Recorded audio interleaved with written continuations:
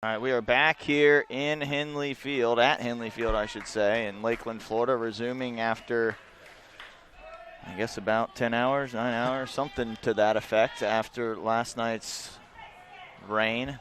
The field was able to absorb that rain. They got the tarp on last night at the perfect time because it poured. And if you've seen some of the videos last night of what happened in some other cities, it was pretty rough. Vero Beach was absolutely crazy. Yeah, there was some. Lakeland looked better in comparison. Got a new pitcher for Chipola. Faulkner is no longer in the game. We're trying to see. Matt Allen hits one deep to left. That is out of here. Matt Allen, 2-run homer, and that's a way to start the game if you are the Santa Fe Saints. Matt Allen turned on one and put a charge into it. Absolutely destroys that for his 3rd home run of the year. Well over Taquan White out there in left. Well, let's catch you up on what's happened so far. You saw the home run. Chipola scored 2 runs in the first on 3 walks, 2 hit by pitch, and 1 hit. The hit was a leadoff hit. David Lee started on the hill for the Saints and just didn't have it. There's not much more to say other than that. It just wasn't his day. He didn't have it. And so 2 runs early for Chipola. Well, the Saints have answered back. A walk, had a fly out to right, and then a walk to Tyler Kenny. He drew a 3-2 walk, fought off a few pitches, and then walked, and then Matt Allen just came up and did that. Put one over the left field fence for a home run, and the score is tied 2-2. The new pitcher for Chipola, we're trying to get the number on that. I believe it's Ryan Schauger. Nice play by the shortstop. What a play up the middle. He turns and gets Hugo Valdez. Is that 14, Tyler? Yes. Okay, so it is Ryan Schauger. He's a freshman out of Virginia Beach, Virginia, Salem High School. And now that'll bring up Steven Smith. This is going to be Schauger's 19th appearance. He started 2 games. He's got a record of 3-0 with 1 save and 25 innings pitched, an ERA of 2.84 and 24 strikeouts. That one underneath for a hit for Steven Smith, and I think Coach Jeff Johnson's reasoning probably behind bringing in Schauger, the lefty, other than maybe that was just his next man up, is the Saints did roll out a fairly lefty-heavy lineup because the starter, Faulkner, who happens to be Chipola's best pitcher statistically, Landon Faulkner, was a righty. And so Kenny, Valdez, Smith, all lefties. Kyle Phillips, a lefty. Robbie Hanlon, a lefty. So 5 lefties in the lineup for Coach Wiggs, and now he'll have to hope that his guys can hit the left-handed pitching. Hayden Kano takes a strike on the outside corner. They're one of the most relieved people in the building right now. David Lee. Yeah, he's off the hook now. No loss for David Lee. And it's basically we could have just started over, huh? Just started 0-0, but the Saints had to earn those runs back. It was an interesting top half of the first, and, in David Lee's defense, it was sort of misty and it had been wet and there were 2 hours and something behind, and for pitchers, you get yourself geared up to get on the mound at a certain time. Runner goes, Steven Smith takes off, and he is in there safe with a stolen base.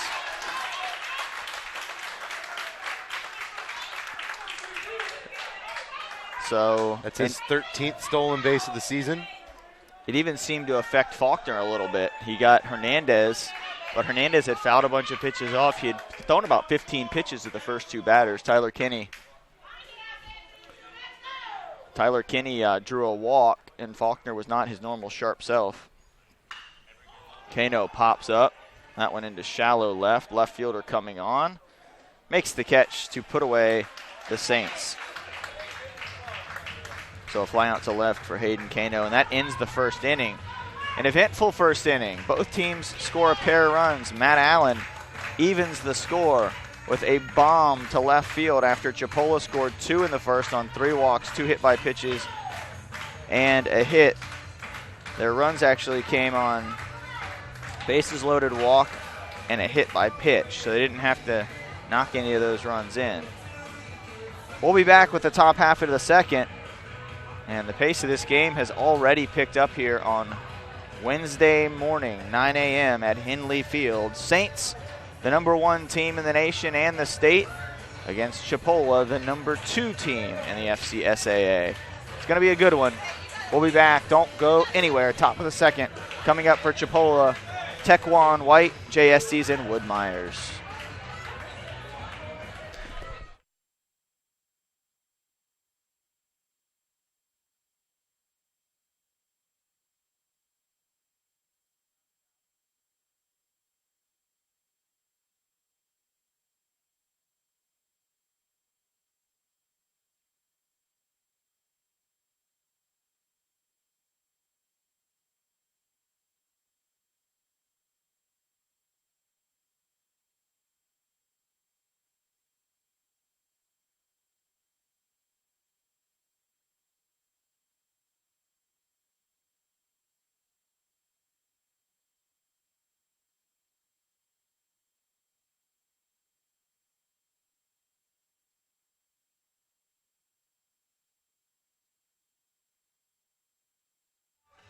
Back at Henley Field, Scott Jamieson and Kyle Wilson. And Ricky Miranda on the hill for the Saints. He came in relief of David Lee and got the Saints out of the inning with a strikeout of Franklin Van Gerp with the bases loaded. It was a big spot. Chipola could have really blown the game open early. And Coach Jeff Johnson elected to take his starter out. He'd thrown about 15 pitches and had to sit overnight. And I think the reasoning behind that a little bit was that you can bring Faulkner back tomorrow regardless, win or lose. Either it's the elimination game or it's the game to put you into the championship.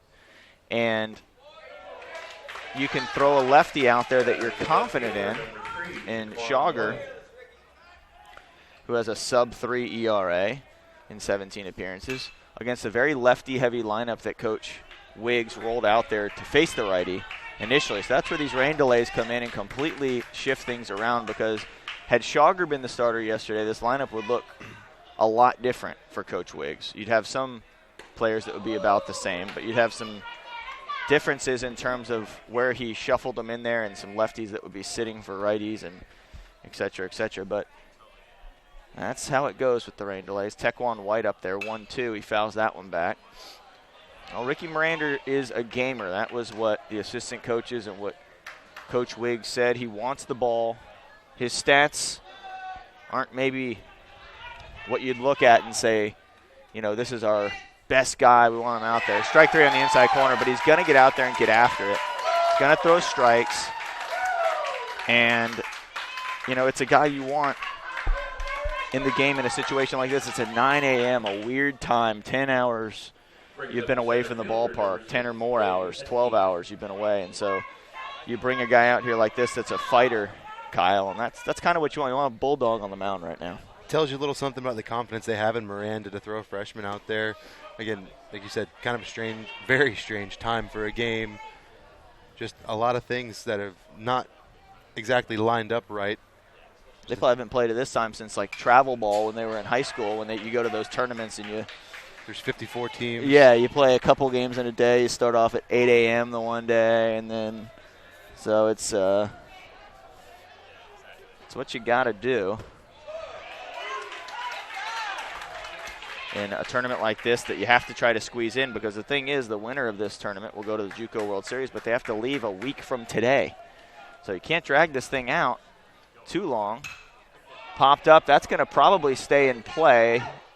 Hugo Valdez camps underneath it, makes the catch for the second out. As we discussed, a lot of foul ground on both sides before the dugouts over here at Henley Field.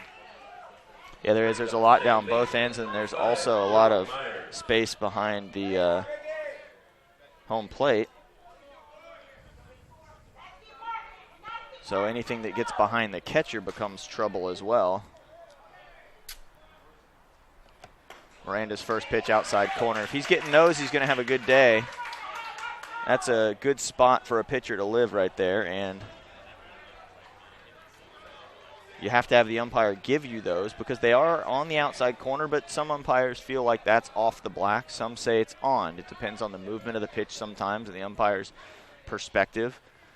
For now, that's That ball is fair. Allen comes off. Valdez steps on the bag after he catches it in a 1-2-3 inning. Wood Myers goes down, tapping out to the pitcher. So a different look for the Saints after that first inning. A quick 1-2-3 and a 2-3 put out will send the game into the bottom half of the second. We're still tied up at 2. 7-8-9 up for the Saints. Kyle Phillips, Cole Parks, and Robbie Hanlon. We'll be back. You're watching the 2016 FCSA tournament, a continuation from last night. Just an inning and a third, or half, excuse me. Didn't even get through that much. Just got through a half inning and then another out through 4 outs last night. Now we're resuming. 2-2. We'll be back.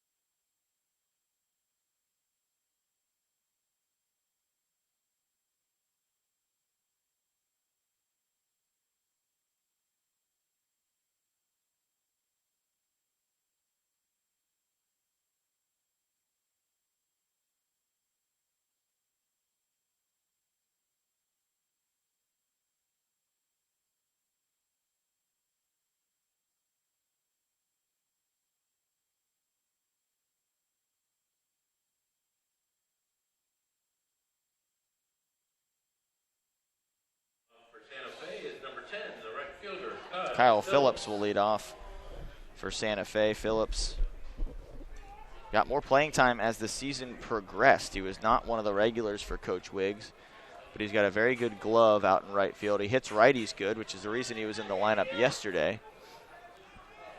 But today's a different day. Faulkner, Landon Faulkner, who started, was unavailable, or Coach Johnson using some strategy. Either way, it seems like the right move. Swing and a miss on the breaking ball by Phillips. So 0-2 to the Santa Fe freshman. And Phillips, again, a very good glove out in right field. He can really run. That one he hits out into the gap. The center fielder tracks it down. It was tailing back towards the center fielder. But I'll tell you what, the Saints have to like the way they're hitting the ball right now. They're hitting it hard. He got it out there into that gap. The wind blowing from right to left. And it also, of course, he's a left-handed batter, and it tailed back in a really nice play by Jay Estes out there in center field to track that one down. It kind of blew back towards him a little bit, and he was able to make the running catch. Bringing up Cole Parks, left fielder for the Saints. Parks lays down a bunt to the pitcher. He shovels it with his glove for the out. Nice play by Schauger. Really nice play. Quickly 2 up, 2 down, and now Robbie Hanlon will bat. Parks trying to reach base. Brings up the center fielder, number 6, Robbie Hanlon. Pretty good bunt, but a really athletic play by Schauger to come off glove it. And he knew he wasn't going to have time to make an exchange to his bare hand because of the speed of Cole Parks, so he just shoveled it with his glove. You'll see that on the SportsCenter Top 10 every once in a while in the major leagues.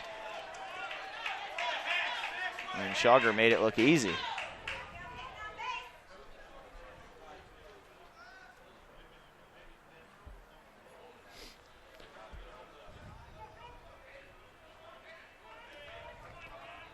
It's Robbie Hanlon. Hanlon takes down low for 1-1. 298 average, on base percentage of 396 for the Saints sophomore. He's got a little bit of pop in his bat too, hitting out of the 9 hole. A lot of times you won't have a guy with, the kind of home run potential. Well, he's hit up and down the lineup throughout the year too. He's also, I know he led off to start the season.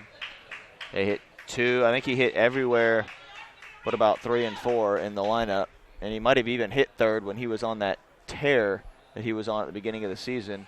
So I think cleanup might have been the only position he hasn't hit in this year. So he's comfortable anywhere in the lineup and pretty much plays no matter what for Coach Wiggs out there in center field.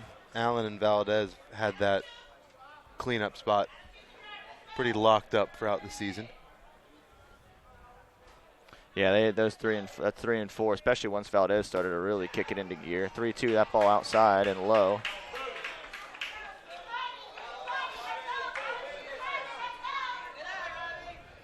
No, we don't have our center field camera up because we are still a little bit worried about weather today. So we're just going with the one camera setup for the time being. That ball is ball 4, so a 2-out walk. They're dangerous, especially when you bring up the leadoff man. And the Saints turn the order over, and Brandon Hernandez, he flew out to right his first time at bat. It's the 20th walk for Hanlon this season. 4th base runner for the Saints. Matt Allen with the big hit. He hit a long home run in the first to tie the score at 2. Saints are the home team today, batting in the bottom of the second. Brandon Hernandez takes the first pitch high. Of course, Matt Allen was the first batter back after the resumption of play. He didn't waste much time. He must have been feeling good this morning and ready to put a charge into one.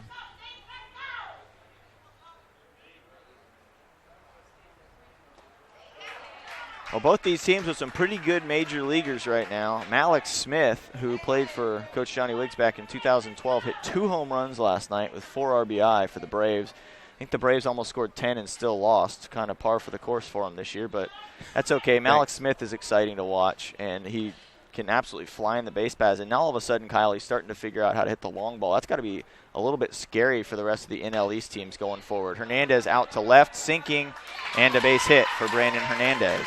Laquan White knew that off the bat that he wasn't going to get to it. Smart play to not try to make a diving catch and let it get by him, although I don't know that with as soggy as the grass is and the trajectory on that it was going to skip past him, but still probably a smart move to not overdo it and run past it. But for Chipola, Russell Martin and Jose Bautista, who actually was in a boxing match the other day against Rougned Odor for Texas. It wasn't sanctioned.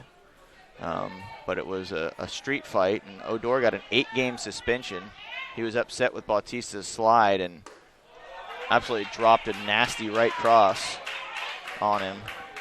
Bautista has a tough chin because he stayed up. If he'd have gone down, I don't know. His friends may not have let him hear the end of it, but Odor, for his part in that, for instigating the whole thing and being upset over a slide. And I saw something on Twitter yesterday where somebody started posting pictures and videos of all the hard slides off the bag and cleats up and dirty plays that Odor has done. And they said, oh, really? You don't like hard slides and stuff? So, that's part of baseball. You get a hard slide, you get up, maybe you stare at the guy or something. You don't start throwing haymakers on him. I mean, one of the most famous professionals in history is renowned for coming in with his cleats up. Ty Cobb.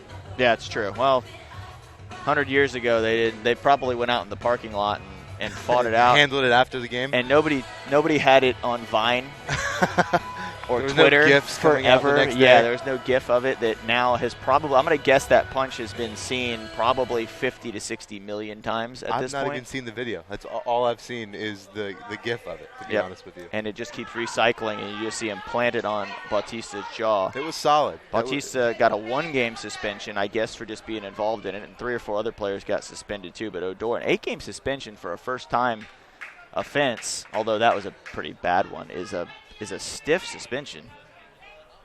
Hanlon leads off second. He's dancing around, and he gets Chager's attention, and Chager turns around. The shortstop was kind of standing behind Hanlon, and he went back over to his position. And Tyler Kinney batting. That's a base hit. They're going to send Hanlon. The throw comes up the line. Hanlon will score standing up. And Kyle, a 2-out walk with nobody on has hurt another team. I mean, how many 2-out rallies have we seen over this week? It's just been unbelievable. It's been unbelievable. It really has. Tyler Kinney singles, and you know who's getting the damage done to the lefties? That's the second hit by a lefty. Steven Smith got a hit. Tyler Kinney got a hit. Kinney's reached twice now. That good piece of hitting just to go ahead and jump right on it. Allen smoked a home run. I'll credit the Saints for staying with this. 2 outs, nobody on. Robbie Hanlon, a great at bat. Worked the ball 4. Allen laces one to left. That gets by Tequan White. Rainer Hernandez will score. Tyler Kinney will score, and Matt Allen is having himself a day, and it is only the second inning. Matt Allen with a double, and the Saints have come out after this rain delay. Maybe they just needed a good night's sleep, and they needed to go back. We all did. Rest. Yeah. Oh, tell me about it. How nice was that last night? Went and got some food. I was going to watch the basketball game. How'd that work out for you? LeBron. Well, I watched about 5 seconds of it because LeBron was being LeBron and just dominating like always. And can you tell that I like LeBron? Yeah. You'll probably figure that out if you've watched some of the broadcasts. But and so was Kyrie Irving. Holy smokes. Anyways, back to baseball. Enough about basketball. And but yeah, Hugan. I fell asleep in about 5 minutes. Kyle famous for the Hugan Valdez call at Santa Fe. Hugo with an O on the end out of Key West. Valdez will bat. He pops one up on the infield. Went after the first pitch. Can you blame him? The other batters have been doing the same thing and having some success. So maybe that's the scouting report on Schager, is to go after that first pitch. Flies out to shallow left, but 3 runs home for the Saints. They now lead 5-2. Ricky Miranda coming back out. And with 2 days rest and Troy Bacon not having thrown many pitches, I think if you're Coach Wiggs, you're trying to get into the 6th, maybe a little bit into the 7th, and try to have Bacon throw 2 or 3 innings for you today. And if you can't use him for another day or two, that's okay. This is such an important game to get. It gets you within 1 of the championship game. The winner of this will play tomorrow at 10 a.m. The losing team will play today at 3. So this game is so ultra important just because of that, because you're basically playing a double header today if you lose. And maybe that's Coach Jeff Johnson's theory too, is with a little bit more rest he can bring Faulkner back today at 3. We'll have to see how it plays out. The rain is supposed to come again around 2 o'clock though. Potentially it's 50 or 60%, which compared to what we've had the last 2 days is not too bad. And only for a couple hours. So it looks like, if anything, it might just be a quick little storm that blows through. Did you look at the rest of the week, Kyle? I did not. Well, we'll have to take a look at that. I think me and Tyler are both. Holy smokes, I don't know who grabbed their phone faster right there. That was like a race. Tyler's winning. Oh, no, Kyle's winning. So the rest of the week, we have 60% chance today, 40% tomorrow, 60 on Friday, and 90 on Saturday. Yeah, let's hope we don't have to play Saturday. Saturday is an if-needed game. It is also a day where we, if some games get rained out and pushed back, go into Saturday. But hopefully we won't have to do that and we can squeeze some of these games in today. Could really use a day to get some caught up. Fast ones today if we could. Maybe a run rule or some good pitching in the later games today. Well, if Miranda keeps getting the strikes called that he got in the second inning, this one could turn into one of those quick ones. Well, we'll see, how long Miranda goes. He hasn't really started much this year, so I don't know what his pitch limit is. There's a 2-0 count to the batter, Caballero, Jose Caballero. He was hit by a pitch in the first. He takes a strike right there on the outside corner. Yeah, like you said, Miranda, only 22 innings pitched. And I don't believe, did he have any starts? I don't have Santa Fe's stats in front of me, no of course. starts. Why would I? That one's up and out. So no starts for Miranda. Well, this wasn't a start either, but sort of. Thank you. Appreciate that. Ball 4. So a leadoff walk to Jose Caballero, and he kind of stares down Ricky Miranda for some reason. I saw the same thing you did. And was talking to him. I'm not sure why. He didn't get a hit. The designated hitter, number 35, Reynaldo Rivera. And I could have stood in there and taken 4 pitches like that. I guess, good for him. Would you have, though? Or would you have been swinging? No, of course not. I'd have been swinging at everything probably. Reynaldo Rivera up to bat. A big designated hitter for Chipola. Caballero takes off. Throw high. He came off the bag, and he is out. And he is tagged after he slid past the bag. And a base running error. We're going to get a replay. What an unlucky play for Caballero. He got a great jump, and he flew down the base paths. He stole that base easily. Stole it off Ricky Miranda. And what an unlucky turn of events. It's a second, theoretically. Well, it's not a caught stealing, I guess. And his foot, he went completely past the bag, and he kept the tag down there. It's tough to see from the replay, but it looks like you see his foot drop because it's dragging across the top of the bag, and then it drops. So I guess it will go in as a caught stealing. We'll find out on that. But a walk, there's a base knock. And it's the same thing that happened in the first inning. Jay Estes was caught stealing, and Wood Myers immediately walked on the next pitch. Here's the replay. So you see his foot on the bag, and then you see it drop, and then you see him try to push it back to the bag, but by then it was too late. He kept the tag down there. Good play by Brandon Hernandez.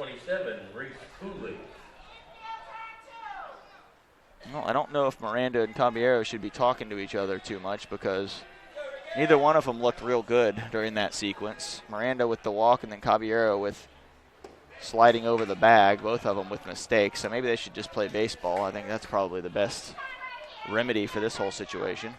It's going to bring up Reese Cooley. Walked in the first by David Lee, and then reached second on a wild pitch. 2-0, and Ricky Miranda needs to avoid 2-0 situations against Chipola. Chipola and St. John's are two teams you do not want to get behind in the count to because they will unleash.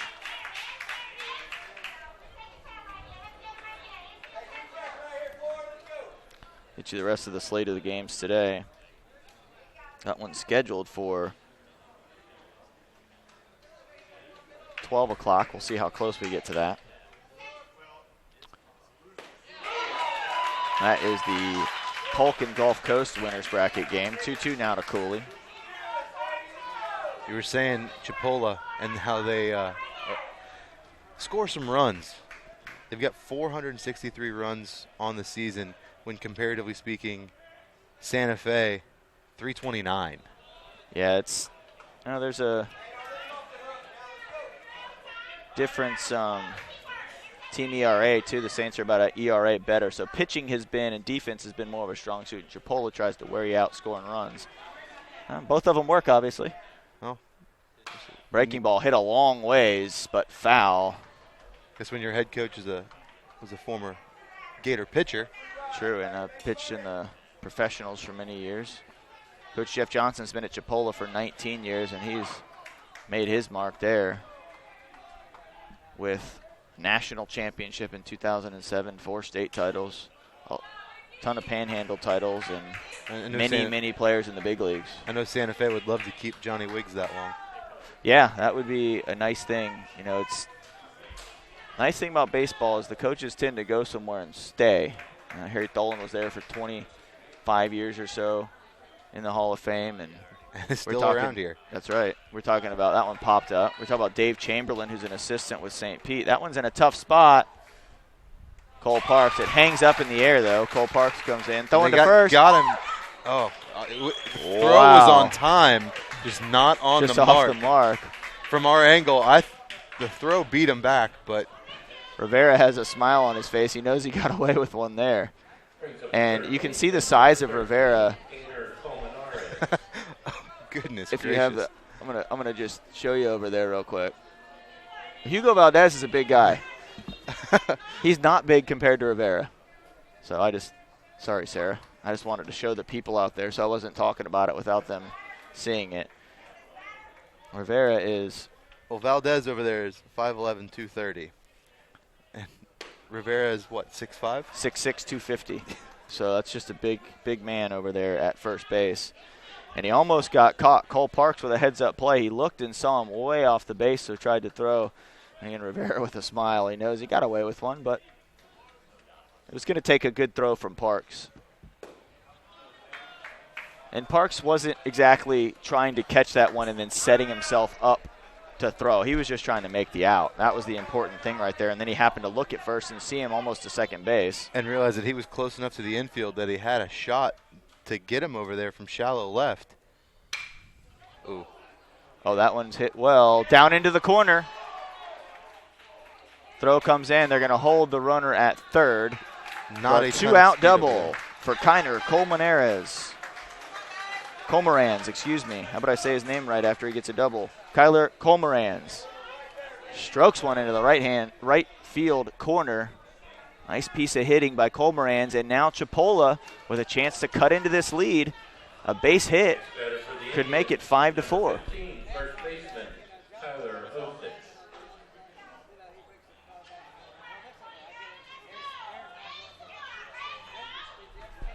Colmenares at second, Rivera at third, and Tyler Osick batting. Takes up and in. Franklin Van Gerp waiting on deck. Well, it could be a high-scoring game today.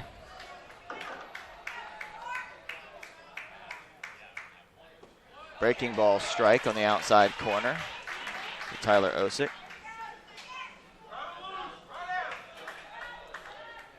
Osick got an RBI in the first when he was hit by a pitch.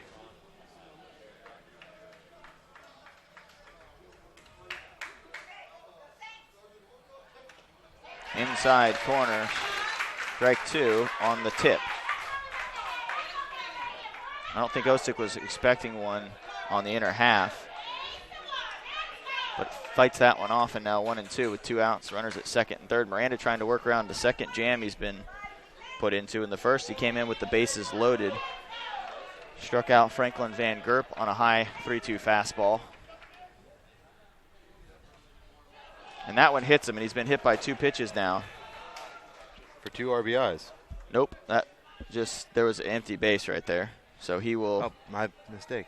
I had now the base. First. Now a hit by pitch would knock a run in, and Van Gerp coming. He was actually hit by a pitch, but the umpire called him back to home plate because he stuck his elbow out there. He actually tried to stick his elbow in on a curveball that was called a strike. He leaned his body over, jammed his elbow out there. You can't blame him for trying, I guess. So now Van Gerp, a chance now to potentially tie the game or give the Indians the lead. Breaking pitch in there for a strike to Van Gerp. And this is the second time Miranda and Van Gerp have faced off. The first batter that Miranda's had to face twice. And as a reliever, you don't always see the same player 2 times. Usually you're coming in to get an inning's worth of outs or maybe 2 innings worth of outs. Strike 3 on a high fastball. The second time he's climbed the ladder to get Van Gerp. So a swinging strikeout of Franklin Van Gerp will end the threat. The Indians have left the bases loaded twice. Once in the first, now once in the third. Stephen Smith, Hayden Kano, and Kyle Phillips due to bat for the Saints. They lead 5-2. We're going to the bottom of the third here at Henley Field, FCSAA State Baseball Tournament.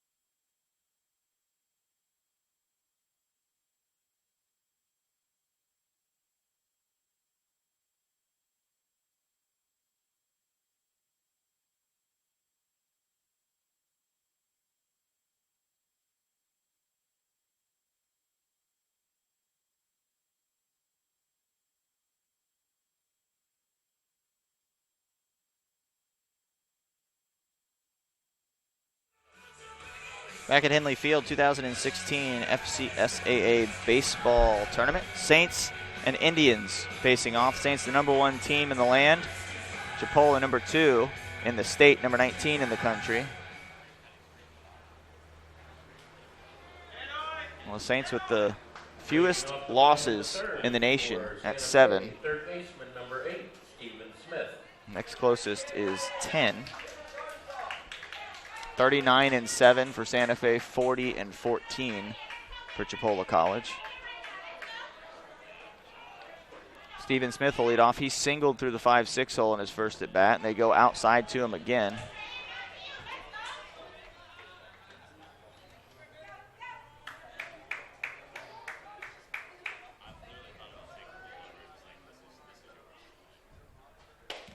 Swing and a miss by Smith.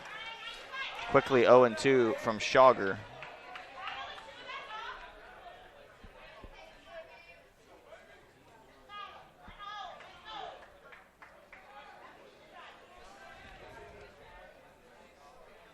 Well, Schauger got the first 2 last inning on a flyout and a bunt back to him that he shoveled over with his glove. But then he walked Robbie Hanlon, a 2-out walk, followed by single, double to plate 3 runs for the Saints. A single by Hernandez, an RBI single by Kinney, and then a 2 RBI knock by Matt Allen. He has a home run, a double, and 4 RBI through the first 2 innings. Solid start. Yeah, and he had, last year he led the Saints in hitting and just torched the ball. And this year he hasn't been as dynamic as a hitter, but he has still been in that 3-hole every day for Coach Johnny Wiggs. He knows how good of a player and how good of a hitter, and if Matt Allen gets hot, there's nobody better in this tournament. Reached out and tapped, fights off that pitch. That was a really nice pitch on the outside corner. That was going to be strike 3. Stephen Smith hangs in there, and the more you can let your other batters see pitches from Schauger, the better in the long run. Schauger started 2 games, only 24 in a 3rd inning, so just 44 innings between the 2 guys on the hill right now. Set it all tournament. What a play by the 3rd baseman. Holy smokes, he dove and caught that. I think it might have ended up foul, but it didn't matter. It was Kiner Colmenares over there at 3rd base for Chipola. What a play by Colmenares. Do we have a replay of that, Tyler? The designated hitter, number 32, Hayden. Of course we do, because Sarah's on the camera. Sarah, how did you react to that so quickly? You're still young with good reflexes. I would never have gotten that. Maybe. Tyler says maybe. Pitch to Hayden Kano is up. Oh, when we get a chance, we'll try to see if we got that on the replay or not. If she did, that was pretty impressive because we don't have 14 cameras set up here on every base. ESPN inside corner strike, 1-1 to Kano. We're hoping to get a second camera going at some point. Out in center field, we had one the first day. But the weather has been so questionable, and it just rolled in on us that first day. It was actually only 20%, and then all of a sudden the skies opened up, and we were running through 4 or 5 inches of water to go rescue the equipment out there. We got there in time, and Tyler had actually preemptively wrapped everything in plastic, so it was good enough. Kano up the middle, going to be a tough play for the shortstop. He gloves it, throws across, made it look easy, so not as tough as it appeared like it was going to be. The Indians are flashing the leather right now. You want to take a look at that replay? Yeah, let's take a look real quick at this catch.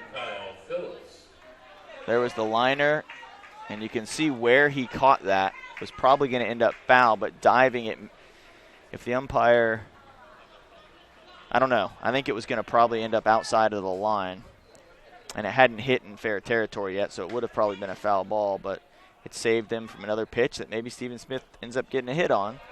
Nice play by Colmenares, and then a beautiful play at shortstop as well by Caballero. Made it look easy.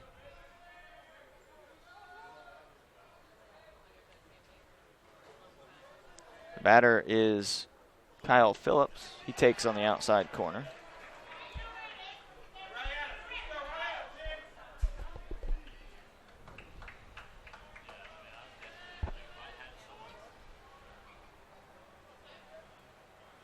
Schauger ready. Delivers to Phillips. Phillips taps to second. So across 1-2-3 inning for the Indians. We'll go to the fourth. Saints lead 5-2. Due up, Tequan White, Jay Estes, and Wood Myers. 9-1-2 for the Indians. We'll be back. Ricky Miranda back on the hill for the Saints.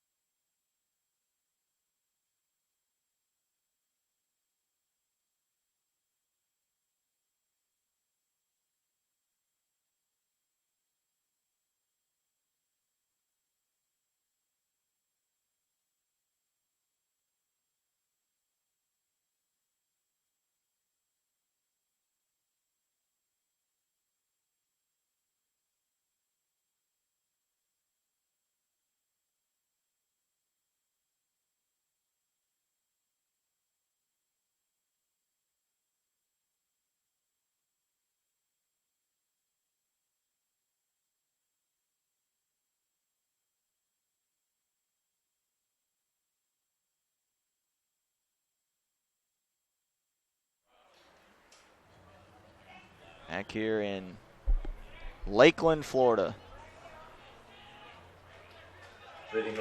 Oh, it's really nice out right now. Sun is shining, breeze is blowing, blue skies. Tequan White. Perfect weather for baseball, other than the fact it's 9:35 in the morning, 9:39 in the morning. Both teams, doesn't matter if we're ready to go or the fans, the teams are ready to go today. Yeah, they were. Chipola flashing the leather on defense, and the Saints bats have been on fire for 5 runs. Matt Allen with 4 RBI in the first 2 innings.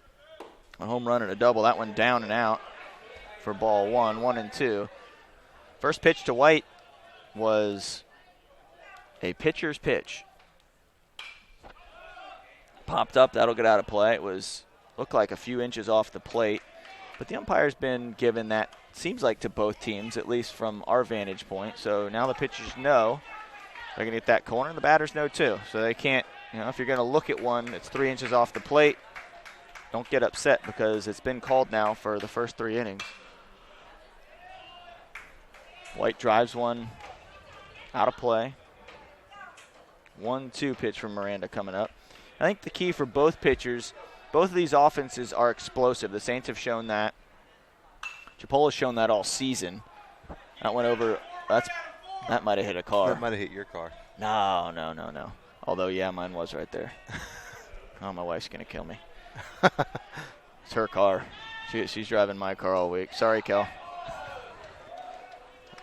I'm sure I'll get a text from her in a second. She's watching the game. Tequan White has fought off 3 pitches, and now it's 2-2. Good at bat so far for White. That one foul. It's down in that large amount of foul territory. It just keeps going and going and going. The fence actually sits up a little bit, and we've seen a couple balls get underneath that fence out there. Well, off-speed pitch to Kenny.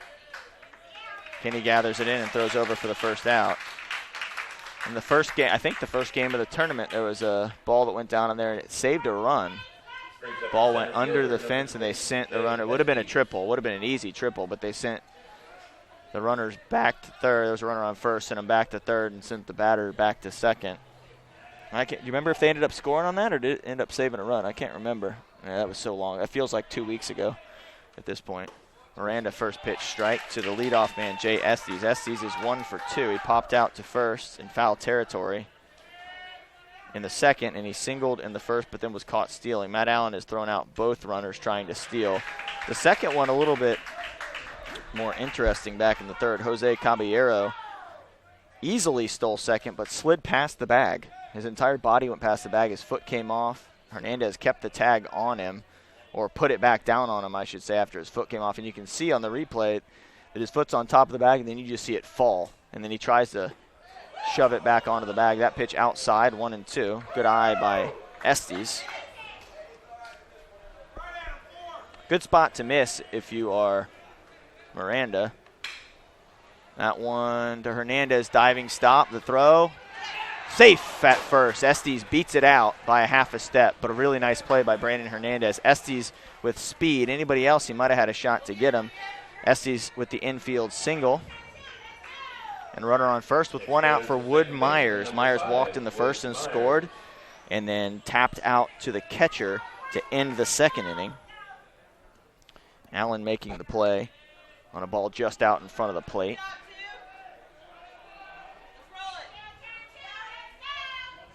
Estes with a short lead.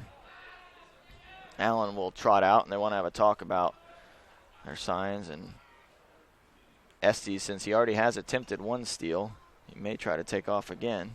He's got 23 on the year. And he can run.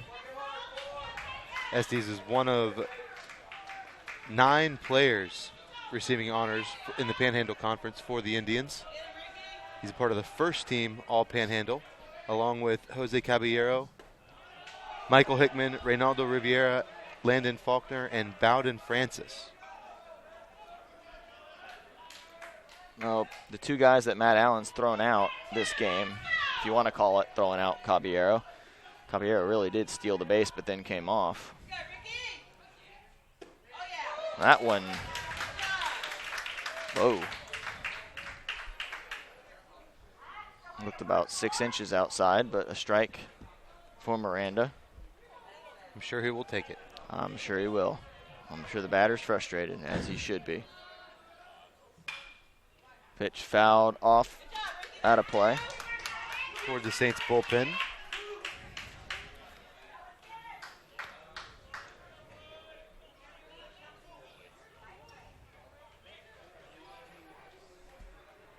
One-two count, number 1 team versus the number 2 team. Wind blowing from right to left. Wood Myers at the plate. That one drilled out to left field, base hit. Chipola with something going in the top of the 4th.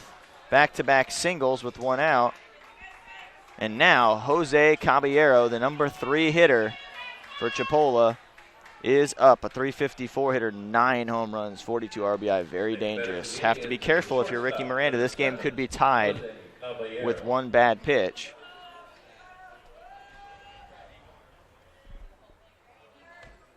Saints also with some representatives on the all-conference team.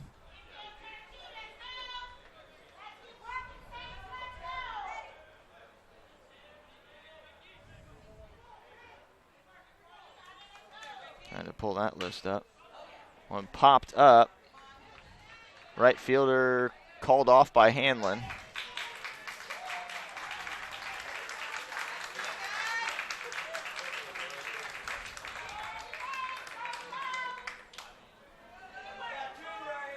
Now 2 outs, runners at first and second, and able to get Caballero for the first time. He had walked and been hit by a pitch. We've got a Saint down in the bullpen getting loose. That's righty Chris Hopkins, the redshirt freshman out of DeLand.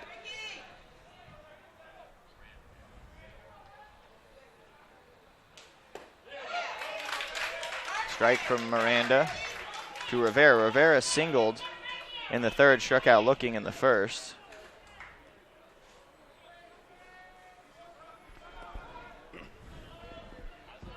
Rivera trying to trim that Saints lead. For the Saints, Troy Bacon, who finished off their first game,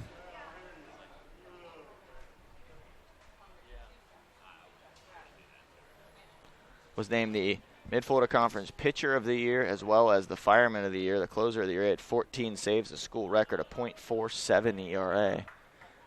And he also 38 in the 3rd innings, 51 strikeouts, so not too bad for Troy Bacon. Johnny Wiggs is now a 6-time Mid-Florida Conference Coach of the Year. Steven Smith, Hugo Valdez were on the first team. Popped foul by Rivera, now 1 and 2. Second team was Cole Parks, Brandon Hernandez, Robbie Hanlon, Trent Johnson, and Matt Allen were all on the second team. A little surprising the Saints didn't have a few more on the first team, considering the year they had. They won the conference by 3 games, but it shows you the kind of balance they had. They didn't have a lot of guys whose stats just jumped off the page, besides maybe Hugo Valdez. Miranda 1-2 pitch. Just off the plate and low. 2-2. Good eye by Rivera. Saints fans wanted it, but it was low and away.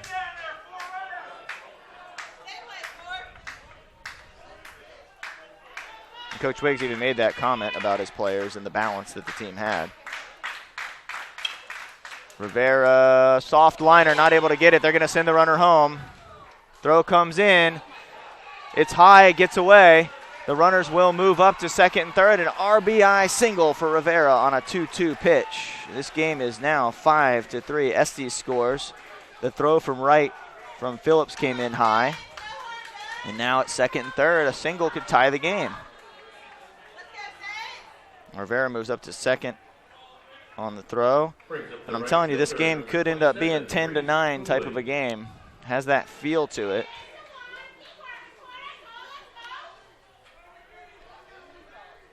Reese Cooley batting. He's walked and flown out to left. Well, this could be the last batter for Miranda.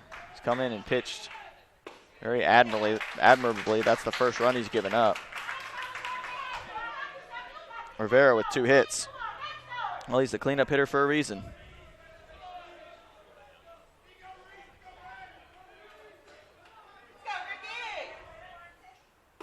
Swing and a miss by Cooley on a slider from Miranda.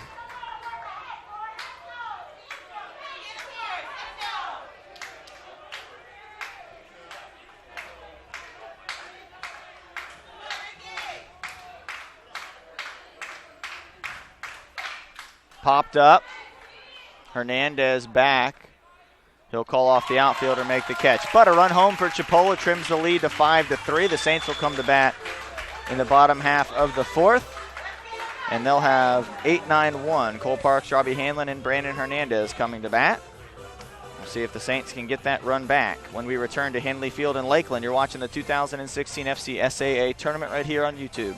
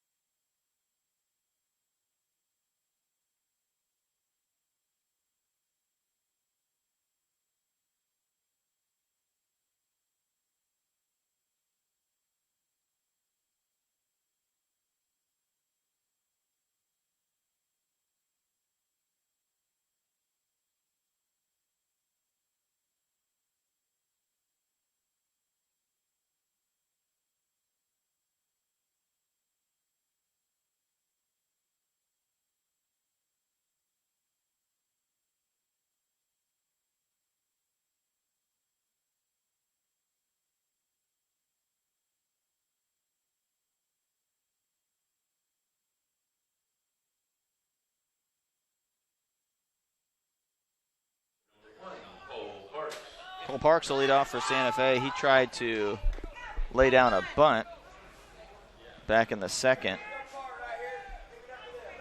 And the pitcher grabbed it with his glove and shoveled it to the first baseman. From there, the Saints were able to still get 3 runs with 2 outs and nobody on. Robbie Hanlon walked. Parks, well, I almost said takes outside because the catcher stabbed out at it. But again, both teams are getting that pitch on the outside corner. Parks swings through it. 0-2 from Ryan Schauger.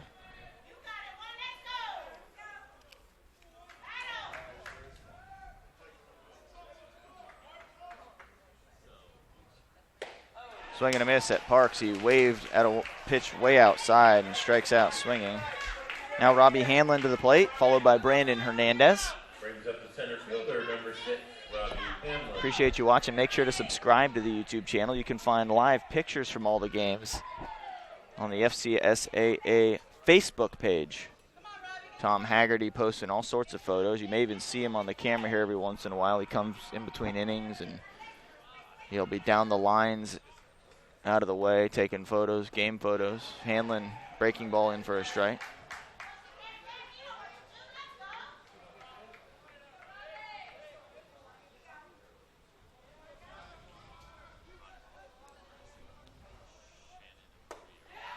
Hanlon swings and misses, and Schauger looking good right now. 5 straight strikes to start this inning.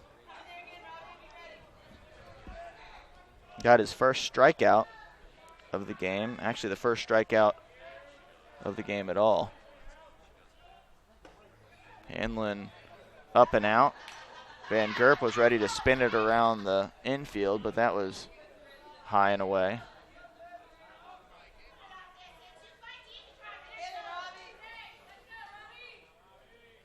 Hanlon ready, Schauger ready. Schauger, who pitches from the stretch all the time. No windup.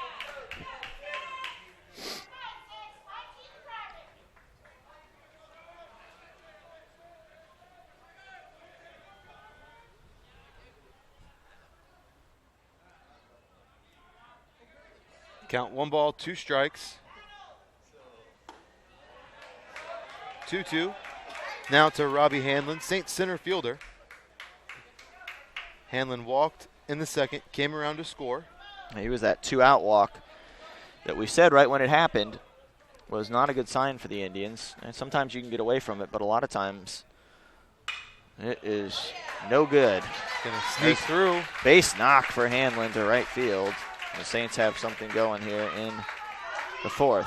That'll bring up the top of the order. Brandon Hernandez, he singled in the second to keep the rally going after the Hanlon walk. And eventually came around to score on an RBI double by Tyler Kinney. Brandon Hernandez. No, talking earlier by Matt Allen, excuse me. You were talking earlier about how Malik Smith for the Braves has started to come into a little bit of power. It's nice seeing your leadoff batter for Santa Fe have some power as well. Tied with Hugo for the team lead in home runs.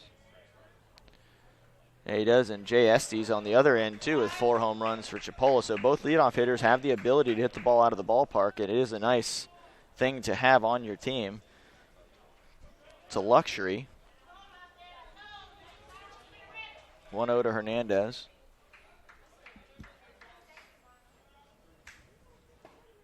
Takes down and in, now 2-0. Tyler Kinney waiting on deck. Kinney singled back in that second inning as well. And then Matt Allen. They don't want to get to Matt Allen. If they can avoid that, it would not shock me if they started running a right-handed pitcher out there to come in to face Allen, because he has just absolutely had Schauger's number today. In fact, I would venture to guess that's what's going to happen if Allen comes up this inning with some runners on base. There is some activity out there in that Chipola bullpen. Not sure who's warming up, but Hernandez to short, over to first. Beautiful double play turned by Caballero. And they don't have to worry about Matt Allen. What a nice play. Just a smooth play at shortstop. So a 6-4-3 double play. And Hernandez never had a chance to even try to beat that out. So he faces the minimum that inning, and we will go to the top of the 5th. Saints still leading 5-3. Kiner Colmenares, Tyler Osick, and Franklin Van Gerp due to bat. We'll see if Chipola can tie this game up, maybe take the lead when we return.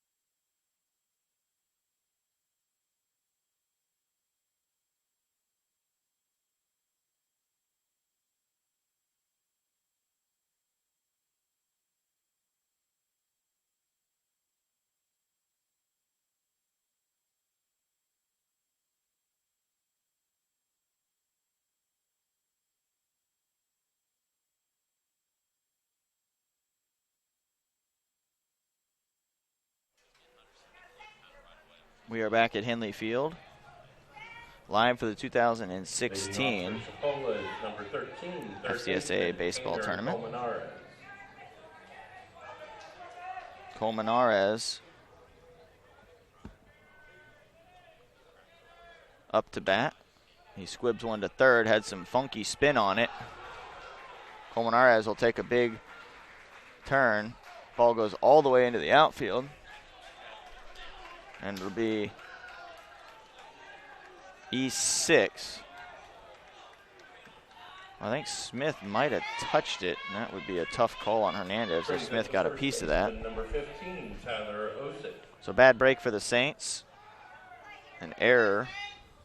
Ball had some weird spin off the tip of the bat, right off the cap. And now Tyler Osick will bat with a runner at first and nobody out. Ricky Miranda still out there on the hill. Breaking ball strike.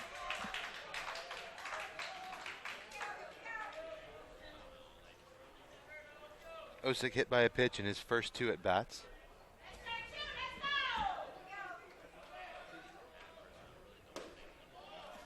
Takes the ball there now, 1-1. So Miranda, first pitch, he spins one in there right on Osick.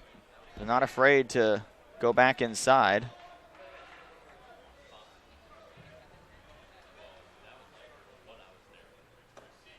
Pitch low and away.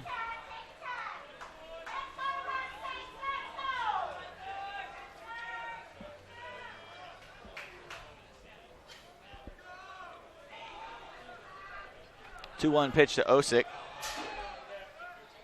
Swing and a miss by the first baseman. He's reached twice on hit by pitch. He forced in a run in the first when he was hit. He's also hit in the third. He hasn't moved past first base. Colmenares at first, not much of a lead. Low and away now, 3-2. A big pitch coming from Miranda. Van Gerp, Tequan White, you'd like to try to get out of this inning without having to go back to Jay Estes. Miranda has not pitched more than 4 innings in a game all season long. Runner was going, the ball fouled off. Moving on that 3-2 pitch.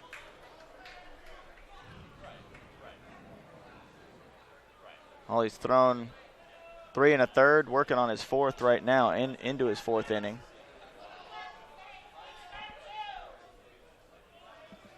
Coach Wiggs may try to see if he can squirm his way through this one and then go to the bullpen. Just gets a piece. Osick stays alive, 3-2.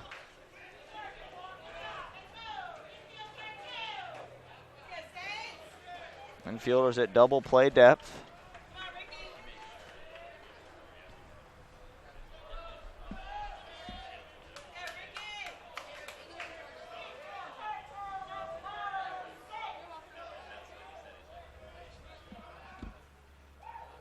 Runner goes, swing and a miss, throw down.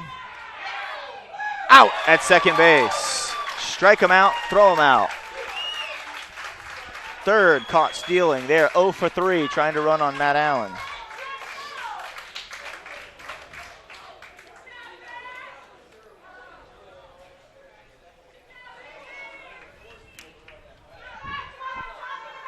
Pinch hitter for the catcher, Van Gerp. So after swinging at 2 pitches at his head, he has been removed from the game in place of Miguel Rojas.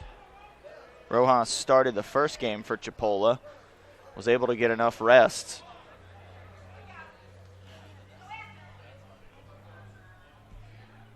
Play at second was close.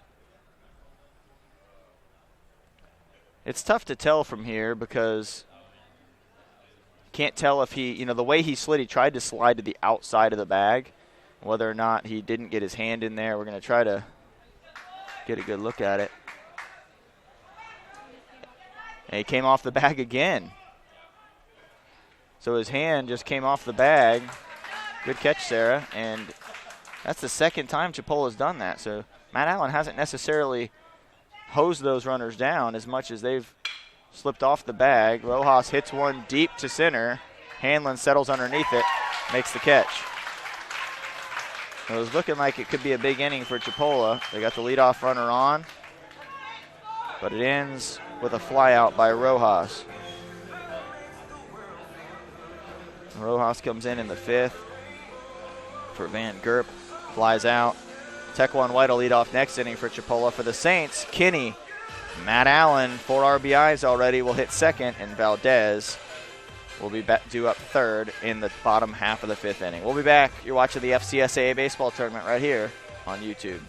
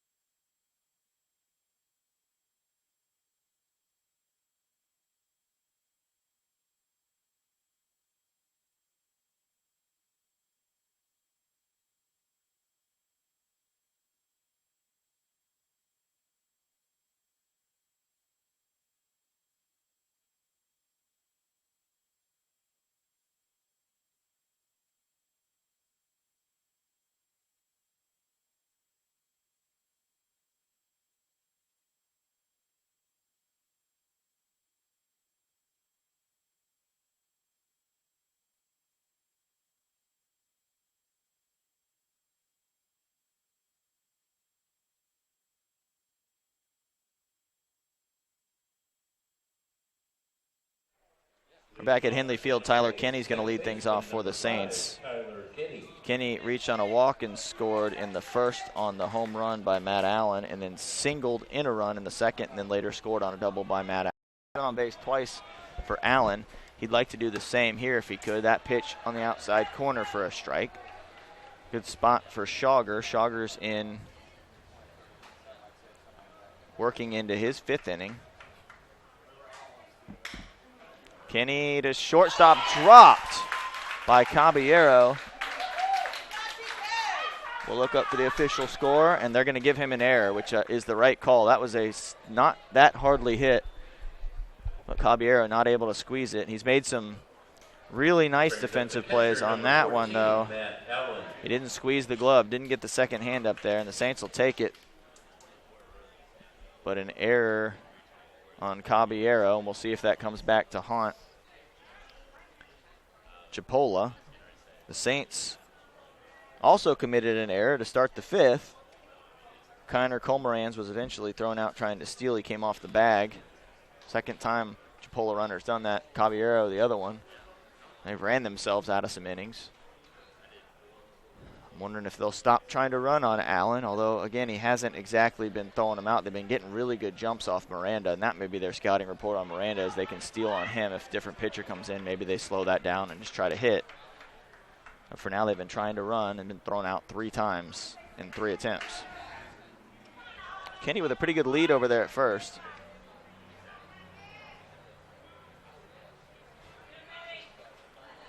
Wind blowing from right to left. Allen hit a home run to left field and doubled to left field in his first 2 at-bats.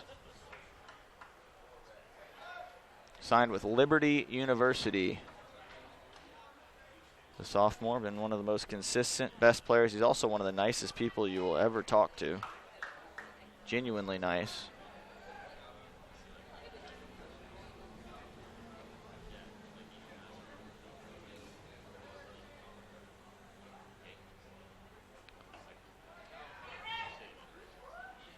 They throw over again, so no pitches yet to Allen. And this may be a little bit of gamesmanship, too, trying to make Allen get in there and then step out. Get in, step out, get in, step out. Because the last 2 times he's come up, he's hit the first or second pitch and smoked it. So Schauger may just be trying to play some games with Allen, and I'd probably be doing the same thing. Comes the pitch. I'm a little surprised that Schauger's still in there against Allen with the success he's had against him, but this shows you the type of confidence that Jeff Johnson has in his pitcher. Allen has scorched the ball twice. Once it went over the fence, the other one went all the way to the fence. And now Rojas, who entered for Van Gerp in the 5th to pinch hit, will go out and have a talk with his pitcher. Score 5-3, Saints leading, and big inning right now for Chipola. The meat of the order coming up for the Saints. Valdez is due on deck, followed by Steven Smith, who already has a hit. Oh, Valdez is due on deck. He's also due to get a hit. He tripled. Oh, there's the pitching change, I believe. Is that correct? Are they making a change, Tyler? Kyle? Or are they just having a talk? Maybe just a talk right now. They are trying to warm somebody up quickly, though.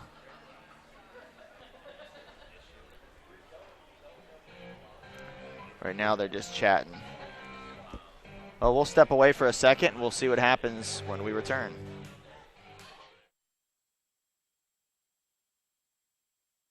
They are going to go to a relief pitcher. They're bringing in a righty to face Allen, which is what I thought they would do. We both thought they were going to do that initially, even if it happened last inning. Well, they will go ahead and pull him out of the bullpen now to face Allen. We'll be back after he warms up. I'll let you know who it is when we return.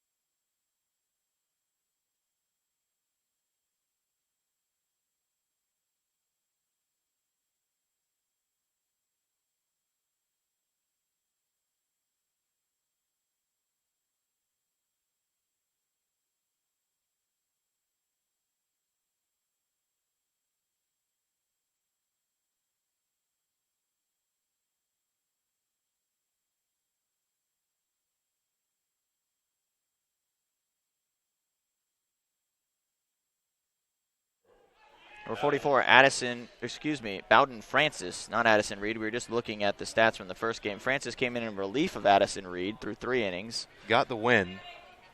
So this is his second relief appearance of the tournament. A couple days rest after 3 innings, so he should be fairly fresh and ready to go. Francis with some good stats on the season, Kyle. Oh, sorry, I was reading his stats from yesterday. Well, he's got the most wins for Chipola with 8, 3.74 ERA, and about a strikeout an inning. 1-1 now to Allen. This is his 18th appearance. He's started 11 games. Like you said, thrown a lot of innings. Breaking pitch, nasty.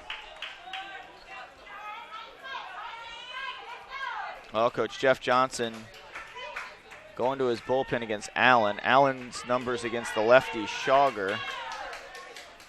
A home run, a double, and 4 RBI. So difference makers so far for the Saints.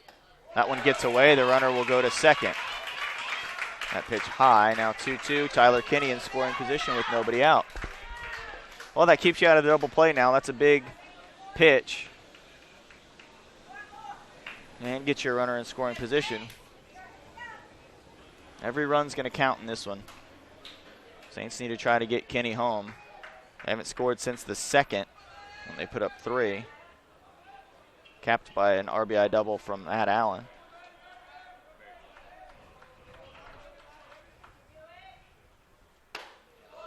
.90 miles an hour on that pitch. That'll wake you up.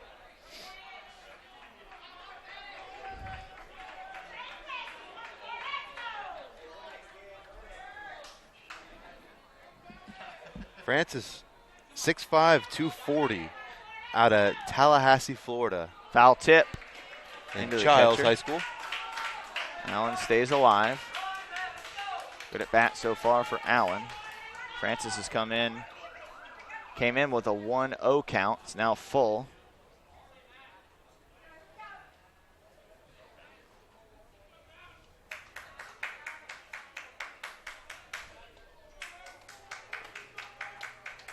Comes the full count pitch. Allen spoils it. That was in a good spot. That was going to be a hard pitch to handle and really do anything with. So Allen did the right thing and just fought it off. That was probably a strike, too, on the outside corner. Really good spot from Francis, down and away. That's where you want to pitch any sort of a good power hitter.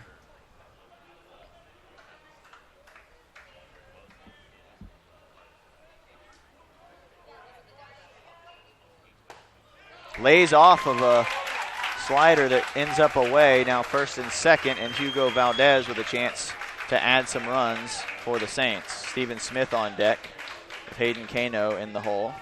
Brings up the first baseman, number Valdez 4, 0 for 2 on the day. Valdez. Grounded to shortstop in his first at-bat and flew out to shallow center field in the second inning.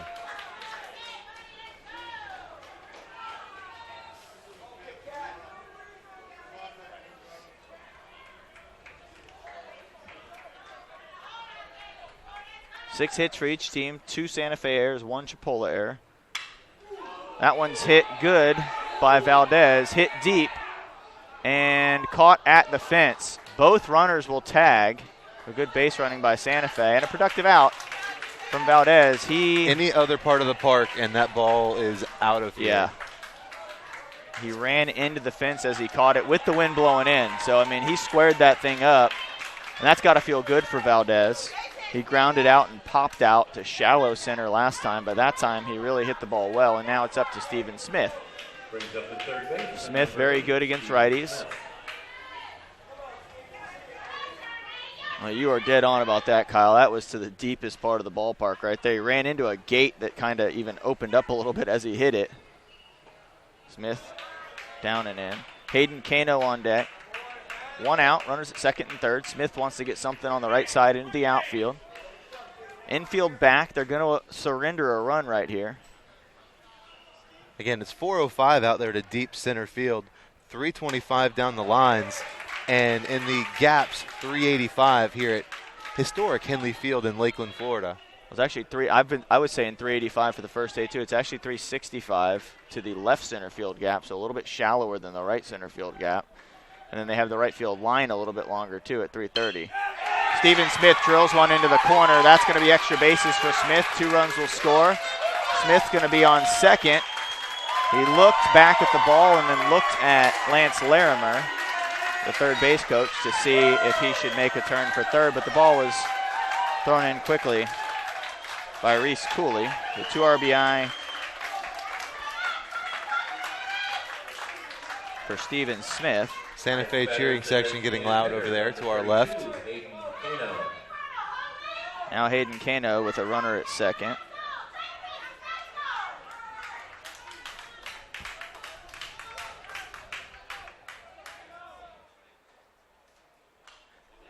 And that error to start the inning coming back to haunt the Indians.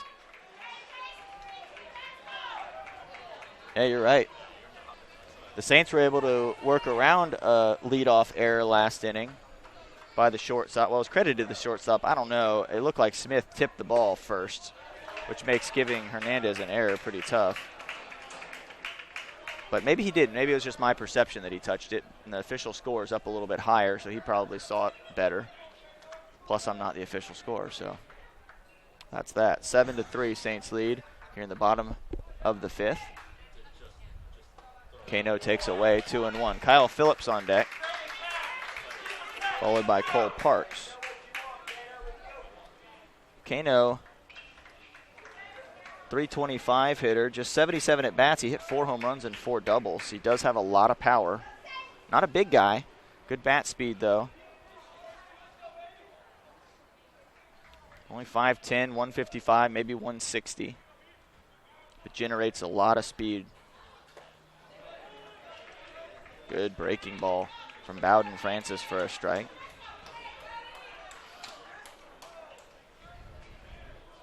Oh, number 1 versus number 2 matchup. Couldn't ask for too much more. Santa Fe really has consistent power throughout their lineup.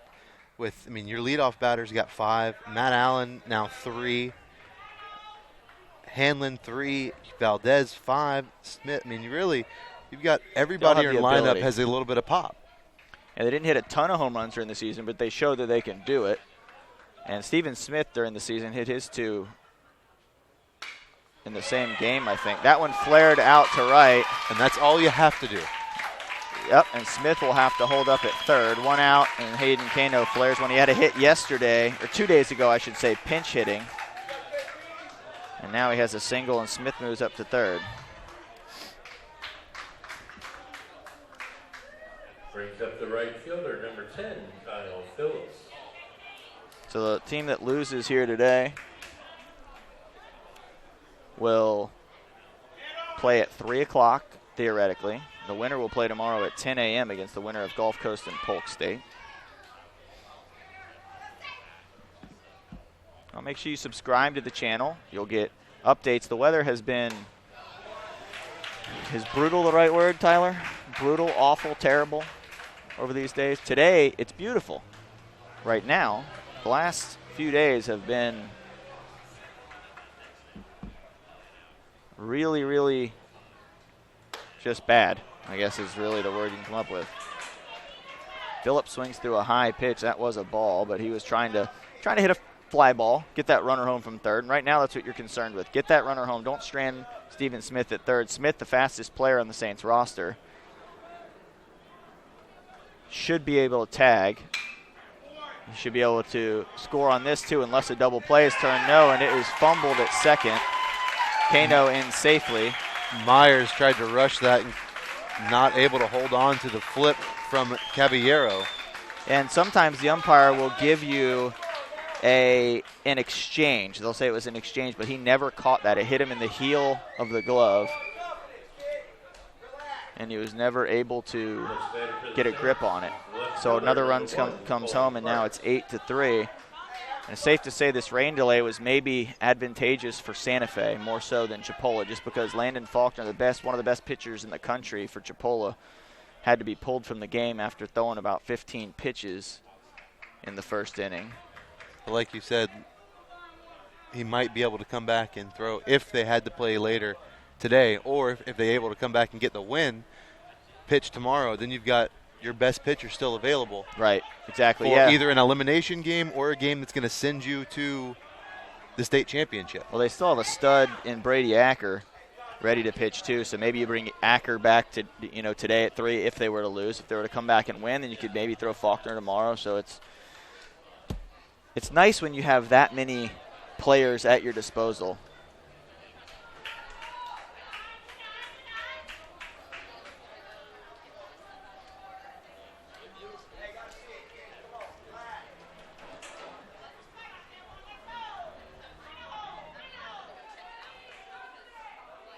Count 1-1 to the left fielder. Parks tries to lay one down, tried to push one there. Sorry, Sarah, I was smashing a bug on the table, and Tyler's told me to calm down because it is shaking the camera. So sorry if you're wondering why it was not an earthquake. That was me unnecessarily smashing an ant that did not need to probably be smashed. Swing and a miss by Parks. He strikes out for the second time. That's a tough pitch, tailing away from Parks. Great pitch. Brings up the center fielder, number 6, Robbie Hanlon. That's one he's just trying to get a piece of, foul it off, slap it somewhere. So that's back-to-back strikeouts for Parks, bringing up the center fielder, Robbie Hanlon. Well, we appreciate you tuning in and watching this game. You can see pictures taken by professional photographer Tom Haggerty at the FCSAA Facebook page. Yanked foul. Larimer had to get out of the way over there. That's Yekrin. Yekrin's a little bit younger, I think, so he's still got the good reflexes. Larimer's, we won't say how old he is, but, He may not move as well. I hope his wife's not. I hope Kat's not watching. Probably is. I would never say anything bad about Lance. For all the junk he gives you. That's true. That's true. If you can't. Well, when you're friends, you got to do that, right? You got to be able to dish it out and take it. Francis sort of slipped coming off the mound. A good throw might have had Kano. He was really leaning. Good play put on by Chipola right there. Chipola, I don't think it's up for argument, has been the best team in the state for the last decade or so. They won 3 state championships in that time, 07, 08, and 11. They won a national title in 2007. Jeff Johnson has just done amazing things with this program out of Mariana, Florida. 685 and 334 going into this season. So he's got 700 wins now. Pretty good. Pretty decent. Although, old Johnny got his 500th this year for Santa Fe. Did get his 500th. So 2 really good pitchers. Foul tip into the glove, strikeout, back-to-back strikeouts, swinging for Bowden Francis. The Saints put 3 more runs on the board. They lead 8-3. We're going to the top of the 6th inning. 2 up, 9-1-2. Tequan White, Jay Estes, and Wood Myers. And Ricky Miranda back on the hill, and he's the first one onto the field. He wants the ball. He's slapping his glove. He picks it up. He's ready to go. Saints and Indians, more when we come back after this.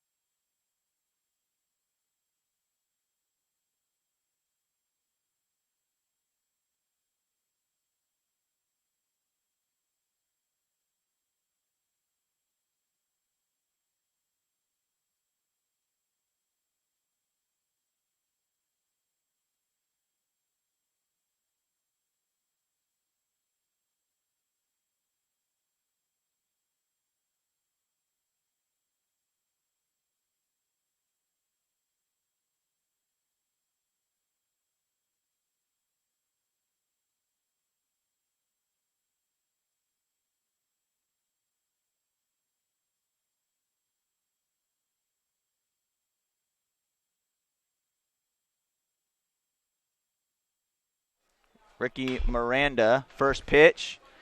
Kenny slides, can't make the play. That's going to be an error on Kenny. It's a tough error again. Man, he had to slide to get that one. And Santa Fe has now 3 errors on the day. 2 of them, I don't know. 2 of them were, I think that's the 4th actually. 2 of them were fairly questionable. That ball hit a long ways. It will not stay fair, but there's the power of Jay Estes right there. Whoa. Yeah, he turned on that. Just out in front of that pitch. Miranda, I think that's a little wake-up call to Miranda and maybe Coach Johnny Wiggs to warm somebody up. He's leaving the ball up a little bit more. Again, this is the longest outing of the season.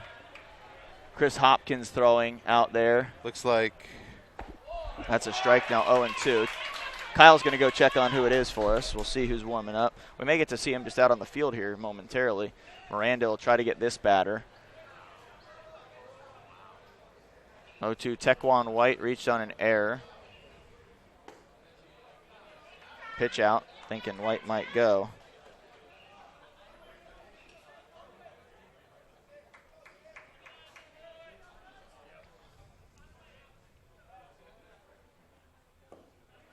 Down now 2-2. We don't want to lose Estes after getting ahead 0-2.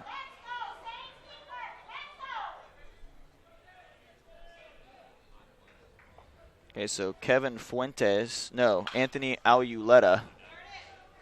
That's a base hit into the hole. Back-to-back hits for Chipola to start the inning, and they got something going. Well, they shouldn't say back-to-back hits because they gave an error to Kenny on that one. Tried to make a sliding stop. Second baseman, number 5, Wood Myers. Wood Myers will now bat with 2 on and nobody out. Chipola is never out of a game with the offense that they have.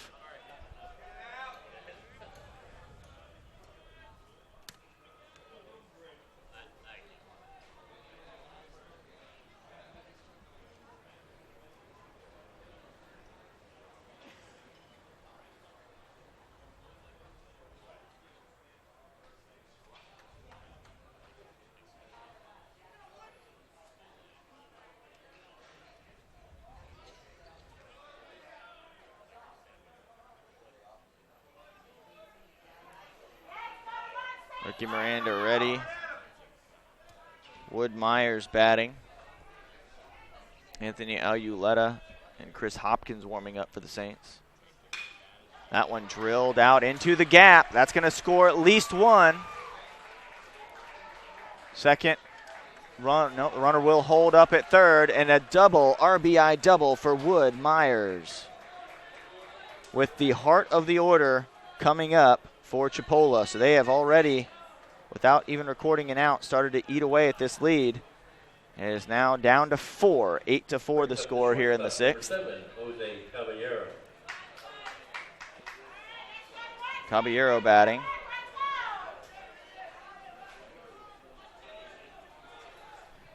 Wiggs staying over there in the dugout, it looks. He's at the opening of the dugout. Oh, and here he he's comes. Going to come out. Well, Ricky Miranda has done a great job for the Saints. No other way to say it. He came in last night, threw some pitches, and then came back today. His longest outing of the season in the state tournament.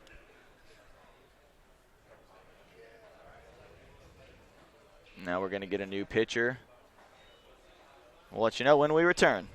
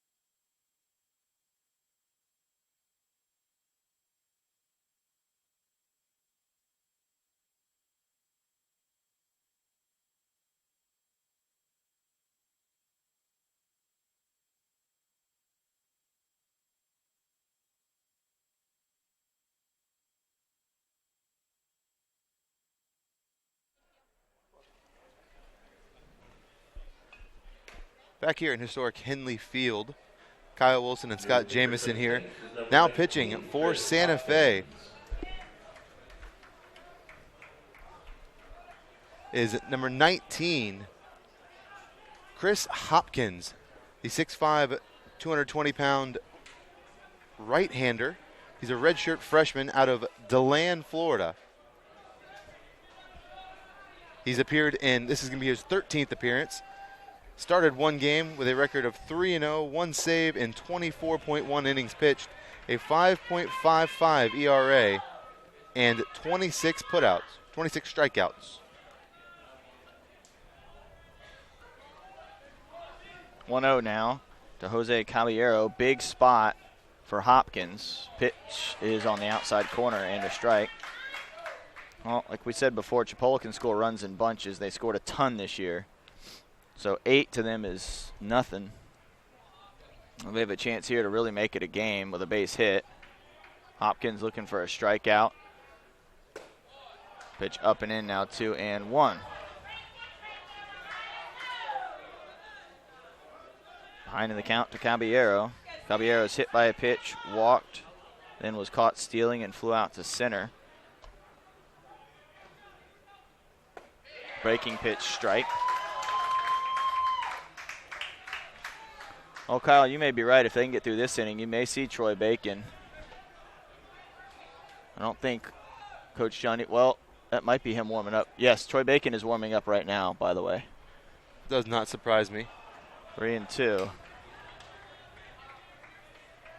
So on the base pass, SD's over at third base, and Wood Myers there at second for the Indians. Coach Wiggs trying to squeeze one more inning out of the bullpen before going to Bacon if he can.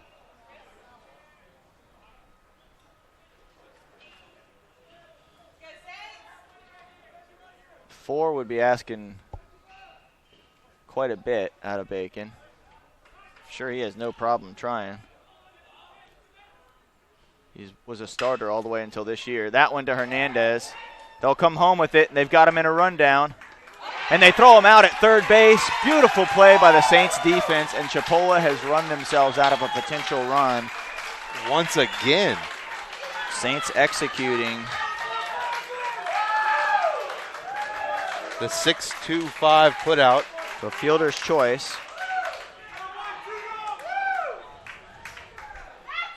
Brings up the designated hitter, number 35, Reynaldo Rivera. You know, the base paths for the Indians have absolutely killed them. They've now been thrown out, is that 5 times? That's 4. 4 times. Maybe 5. Shoot, I'd have to look down on my sheet, but regardless, it's a lot. We'll see who they go to right now. With the lefty Rivera, it's probably going to be a left-handed pitcher. Good job by Chris Hopkins. It is Ayuleta. Anthony Ayuleta. The lefty will come in to face Rivera. And then Reese Cooley will bat, and we'll see if Coach Wiggs goes to Troy Bacon then. So Ayuleta will warm up. We'll be back.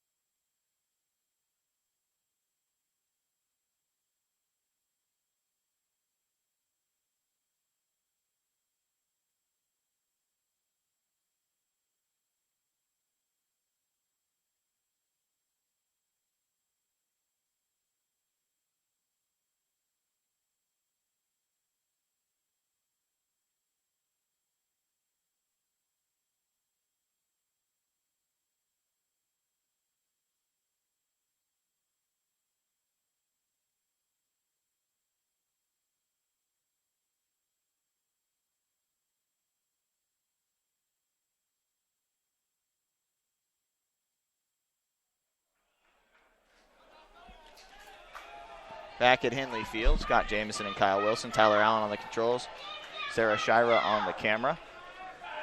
Runners at first and second. The Saints got a ground ball. Brandon Hernandez made a sweet play at short. First pitch down and away to Rivera. Rivera's had a nice day already. Couple hits and an RBI. He struck out in the first, but since coming back today, he singled sharply twice to right field, knocking in a run in the fourth to score Jay Estes. That one up and in and hits him. And Aluletta's job was to come in and get the lefty, and he hits him up around the shoulder. The bases are loaded with one out, and now Next up for Cooley. the Indians, right fielder number 27, Reese That's Cooley. probably going to do it for Aluletta. Well, Troy Bacon's still warming out there. You know Aluletta's frustrated. He came in and threw 2 pitches, and that's it. Well, the Saints closer's coming in the 6th. This is old school, bringing in a reliever to throw this many innings. And we'll see. Maybe he's just in for an inning or two. Maybe the Saints offense can get going and they can pull him. But for now, Troy Bacon entering the game, one of the country's best pitchers. .47 ERA. I will say that he has pitched in a couple of games where he's gone 3 innings, 4 innings. Back on March 11th, he pitched 4 innings versus Lake Sumter College. And after the game, no ERA. Yeah, he's just been dominant. And, you know, Chipola's mindset is eventually the guy's got to be hittable, right? I mean, can you really be this good for this long? And Bacon just, one thing he does is throw strikes, but his strikes move. So it's hard to really square the ball up. We'll let Bacon warm up. We'll be back. In that, go ahead, Kyle. I was Sorry. going to say, in that game on March 11th for Lake Sumter, he had 6 strikeouts in those 4 innings. He allowed 3 hits. So he did throw 4 innings against Lake Sumter. Okay. Yep. And then Good he stat. also pitched on April 6th for Seminole State College for 3 innings in a 4-2 win by Santa Fe. He allowed, he had 4 strikeouts in that game and no hits allowed. Well, he'd have to go 3 2/3 here today to get this one done, so we'll see how this plays out. Troy Bacon on the hill, 2 more warm-up pitches, so we may as well keep it right here. So it would not be the first time that he's thrown 3 2/3. And he's been a starter for most of his career. This is the first time he's ever been a relief pitcher this season. He was brought in by University of Florida to become in as a starter, wasn't he? Correct. He pitched in the fall as a starter for the University of Florida, then transferred to Santa Fe, and I would say the move has been pretty good as far as he's concerned. So Troy Bacon now on the hill, Reese Cooley batting. Only pitcher of the year, right? Right, only the pitcher and the closer of the year. This is the third inning, Chipola's had the bases loaded. First pitch popped up. Shallow center. Hanlon coming on. Runner will not tag. Hanlon will throw the ball into Hugo Valdez, and 1-2 down. To 1 pitch and an out for Bacon, and that'll help with him going deeper in the game, throwing 1 pitch and getting an out. You know the pitchers aren't concerned about their pitch count. They don't care. They're just out there. That's why it's up to the coach to make sure they're keeping their players safe, and that's all these coaches in this tournament. No one has been just absolutely worn out in 150 pitches or anything like that. You know, really, coaches do a very nice job. That one off the plate. Ball 1. They're trying to win a championship, but they're also trying to look out for the future of their players, because a player like Troy Bacon, what a nasty changeup. Jeez, way out in front. A player like Troy Bacon or a player like Landon Faulkner have the potential to make money eventually in the future playing baseball. And so Jeff Johnson did the right thing with Faulkner today, didn't feel it was right to bring him out. That pitch up. I think Allen kind of got up out of his crouch and helped to not maybe get that call. It was high, but it's one that was borderline. 2-1 now from Bacon to Kiner Colmenares. Jeez Louise. Spit it out. Even in Trent Johnson's case, he only threw 100 pitches. And even the pitcher for Eastern Florida, I think he was at 128 or something He like was. that. But that's, this late in the season, and then when you've been throwing, and it's not like these guys are working on 30 starts. That's not an unreasonable number either. Flared out to center. 1 run will score. 2 runs will score. And a 2-out, 2 RBI single for Kiner Colmenares. Big time hitting from Colmenares. And the runner moved up to third. Well, what happened there, Tyler? Throw came in offline?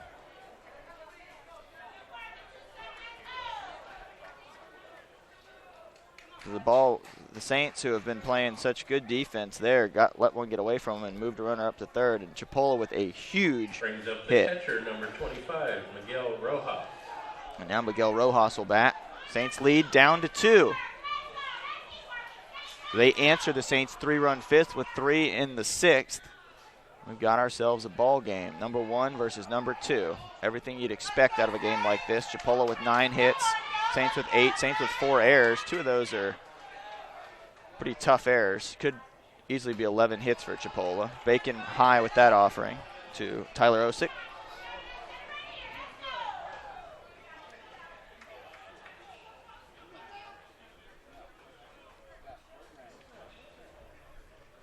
Osick trying to cut even further into this Saints lead. It's just down to 2, 8-6. Osick fouls it off himself.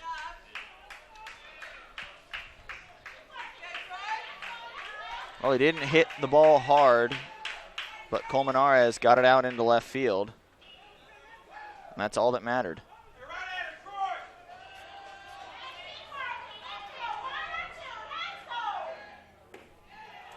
Pitch down, ball 2.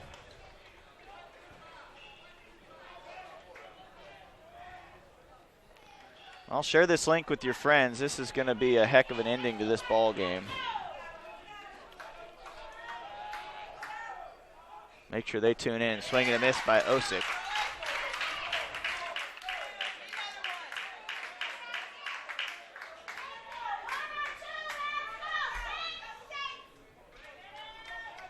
Two count.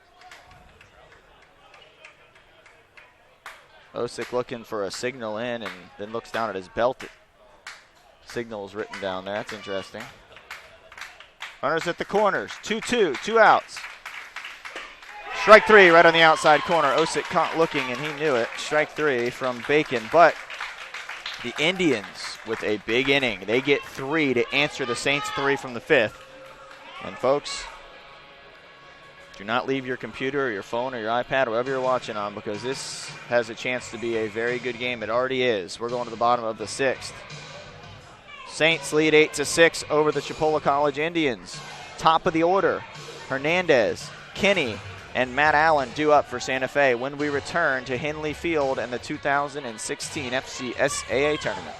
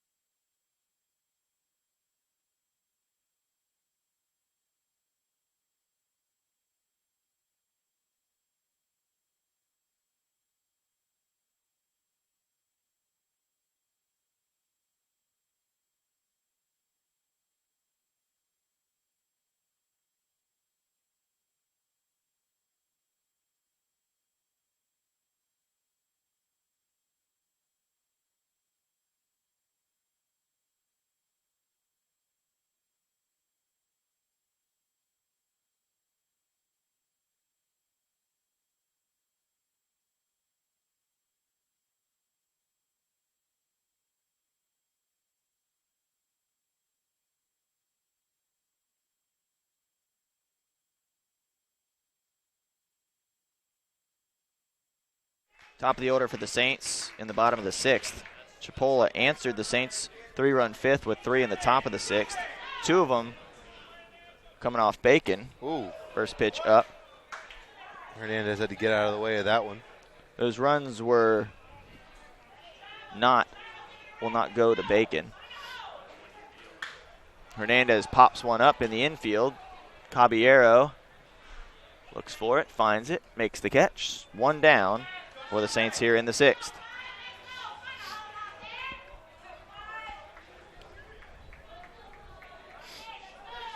Brings up the second baseman. Tyler Kinney will bat with 1 out. Kinney.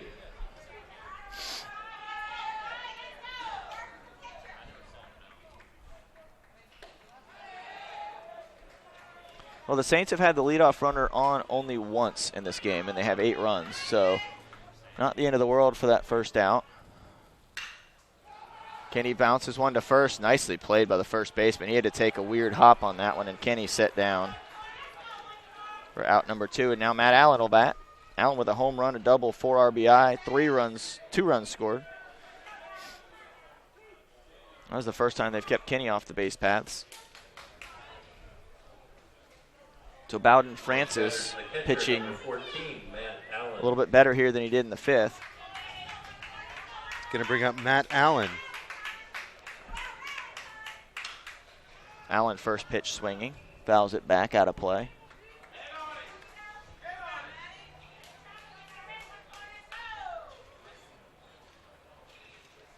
Allen now leads the team, or is tied for the team lead in RBIs with Valdez at 39. Swings through that off speed. 0-2. Of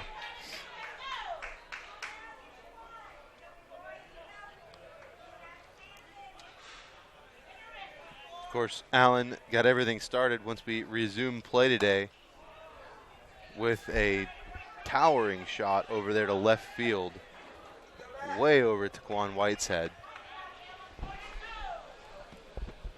for a 2-run home run that tied up the game in the bottom of the 1st.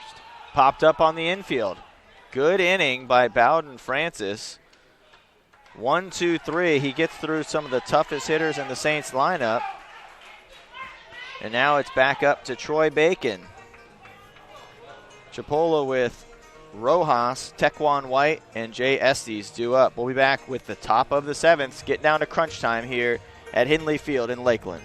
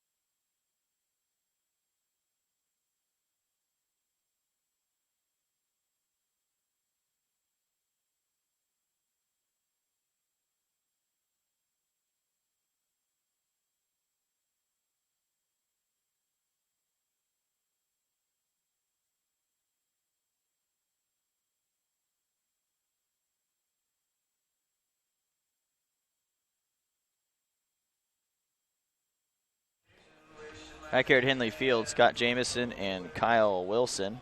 Saints leading 8-6. But Chipola made it that 8-6 game. In the 6th, they trailed 8-3. They've cut it down to 6. It's been a good game to get our morning started. Quite entertaining. Yes, it has been. Had a little bit of everything. Some good defense, some good hitting, some good pitching. Bacon hits the first batter of the inning. The Saints have hit 4 batters now. And you don't want to do that when you only lead by 2. Taquan White will now bat. Now that's Bacon. The first time the 8-hole batter, whether it be Van Gerp or Rojas, has made it on base. Brings up the left fielder, number 3, Taquan White.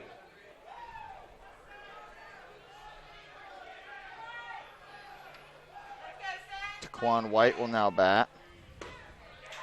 Reached on an error by Kinney last inning and came around to score. Yeah, that was a leadoff error that came back to bite the Saints. It was the second inning in a row the Saints led off with a error. And now they've led off with a hit by pitch. Well, those leadoff errors come back to haunt you. Did the same for Chipola in the bottom half of the fifth. 5 out of the 7 innings, the Indians have had the leadoff runner on.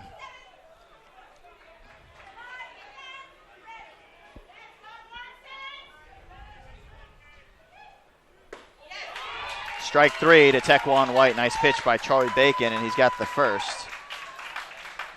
Top of the order, Jay Estes. Estes is 3 for 4. Scored a run. He was thrown out at home in the 6th. Batter for the Indians is the center fielder, number 6, Jay Estes. He was actually caught in a rundown. That's right. I guess he was caught going back into third, wasn't he? Yeah, he tried to come home on a ground ball to Hernandez, who snagged it. Diving play. Strike 1 to Estes. Well, that was that 6-2-5 putout.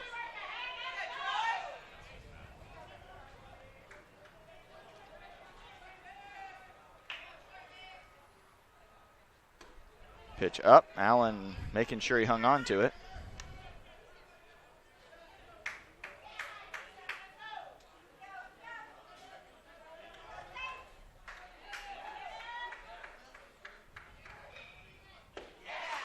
There's strike 2.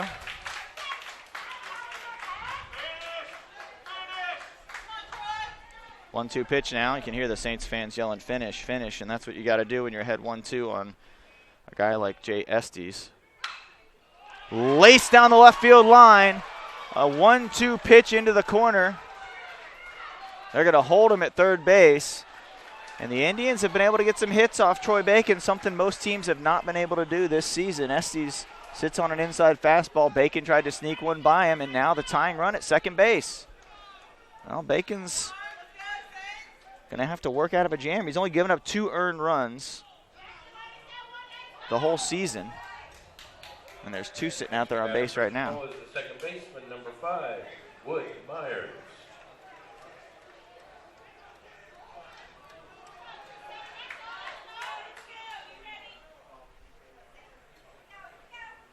Gulf Coast and Polk are up next after this one.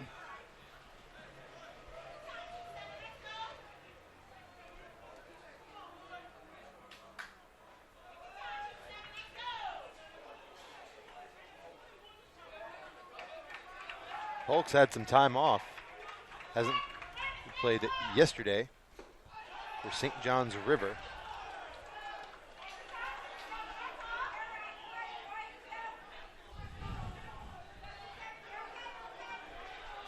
One-0 from Bacon to Wood Myers. Myers doubled in his last at bat.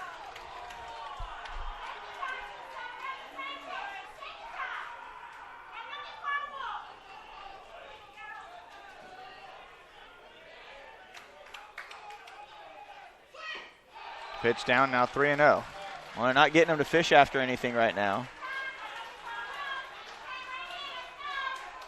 Once again, one of the common themes over the last few days has been control issues by the pitchers. Same thing here from Bacon. 3-0 swinging was Wood Myers. Aggressive.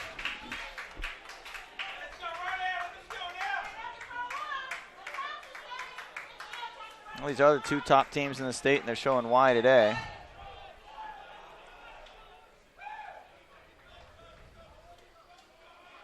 Bacon has been so good all season. He's going to have to be really good here against arguably the top hitting team in the state.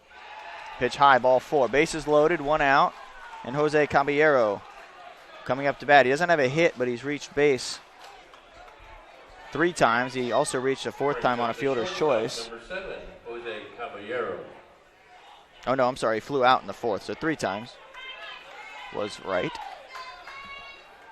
Flew out to center in the 4th. He'd probably take a fly out to center right now, get a run home.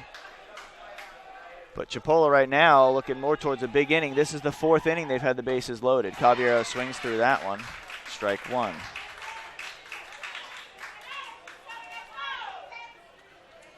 Eventually, you would think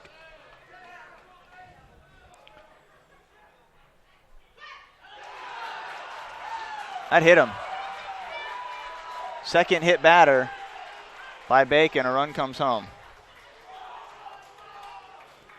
And the Saints are struggling right now to get outs. 8-7 the score. This is not like Troy Bacon, that's for sure.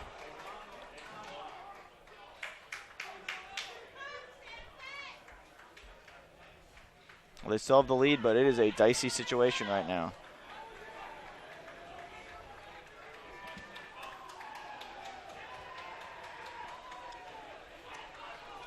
Coach Johnny Wiggs out to the mound. Have a talk with Bacon.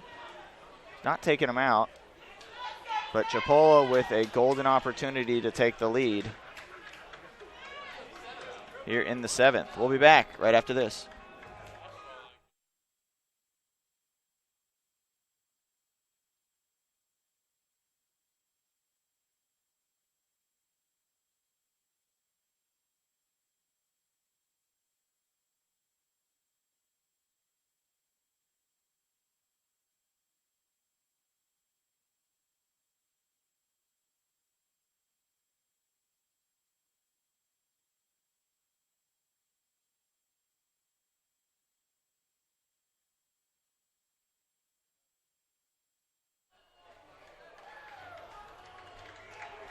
Well, Troy Bacon's got to get some outs against a different level of team. Chipola is ultra talented, and now their cleanup hitter is up with the bases loaded. Scored 5 runs in the last 3 innings to cut this lead. Hard to believe these two teams that are continually so good don't play each other very often.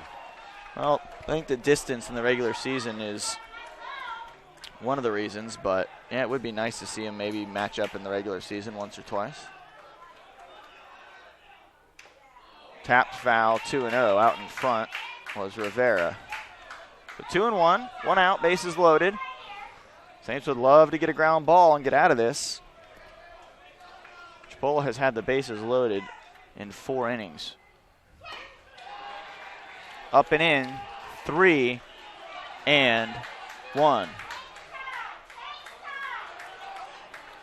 Saints are warming the bullpen. 2 players are out there in the bullpen throwing. Down and in, game tied. Bases loaded walk. So a hit by pitch and a bases loaded walk. The Saints have walked in 4 of the Chipola runs. 4 of the 8 runs have been either on a hit by pitch or a walk. Now the Saints, Chipola has earned some of their runs, and the Saints have absolutely handed them 4 on a silver platter. And now Chipola will try to take advantage and take the lead.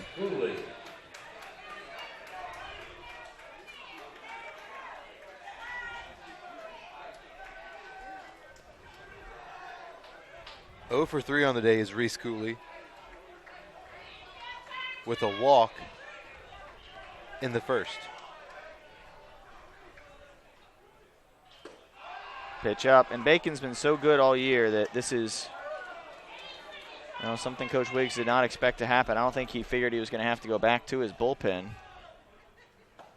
Outside corner, strike 1 from Bacon to Cooley, 1-1.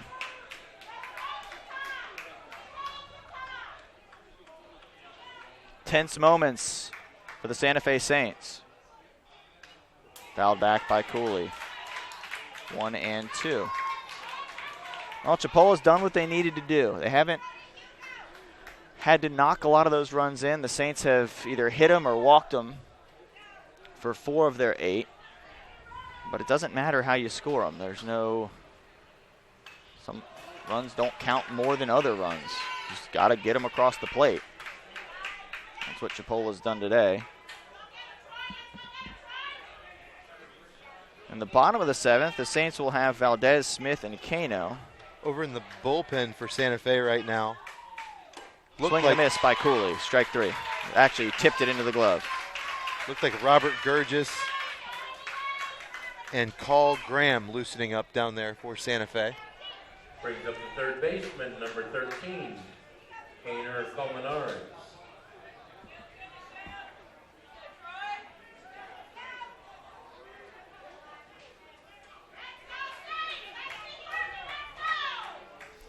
Well, the Saints have either hit or walked 12 batters today. They've given 12 free passes to a team that's already the best offensive team in the state. Can't do that. Johnny Wiggs is not going to be pleased with that stat. No, with his and pitching staff. they have 10 hits, and they've reached on 4 errors. So that's, 26 base runners? I mean, more, 28 base runners, something like that. That's really far too many to expect to win against Chipola. You're not really going to get away with that against anybody. 2-1 now from Bacon. Well, going into this inning, they'd left, I believe, 10 or 11 stranded. Colmenares batting with 2 outs, 2-1 count. Now 3-1. Chipola left the bases loaded in the first and the third, and then with 2 runners on in the fourth and in the sixth. But again, like we said, when you have 26 base runners. Up high, Chipola leads. 5 runs now walked in by the Saints. Just unbelievable. There's not much more to say. This has just been a disaster for Saints pitching today. Ricky Miranda was good for the Saints. Otherwise, and really it started yesterday. It has not been good. Yeah, David Lee really struggled. Troy Bacon struggling worse than he struggled all season. And the umpire's saying that they need to stay in the dugout. Well, again, if you're Chipola, you don't care how you win. You have the lead. And next batter for Chipola is and when it's a pitching issues like this, it's as much mental as anything. Chipola has 1 hit this inning. The more Chipola gets riled up over there in the dugout, just honestly messing with the Santa Fe pitching staff. Well, one of those things that can get into your head. Yeah, you can't let it. Not at this level. Maybe in high school or little league or something. But you've got to be able to get out there when you're the best, arguably one of the best pitchers in the state. And everybody has a day where they can't find the strike zone, they can't throw pitches, but it just really hurts when it is in a situation where the bases are loaded and you're just walking guys in and hitting them and runs are coming across the plate without Chipola having to do much. I mean, they have 1 hit this inning and 6 runners have reached. Hernandez comes in on it, flips over to Valdez, inning over. But Chipola gets 3 to take the lead. They lead 9-8. We're going to the bottom of the 7th. Saints have some work to do if they want to get back in this one. We'll be right back.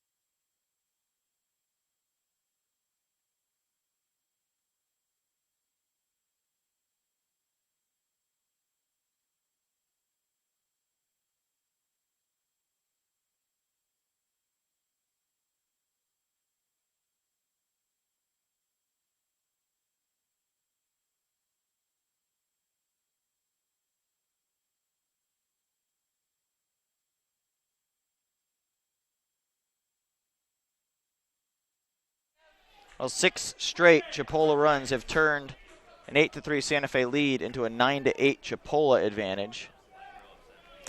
And it hasn't exactly happened with Chipola just smashing the ball around. 5 of their 9 runs have come via walk or hit by pitch with the bases loaded. Chipola's had 27 base runners in this game. And left 13 on. Pitched off the plate but called a strike. Wow. And the catcher had to reach way out for it, too. Holy smokes.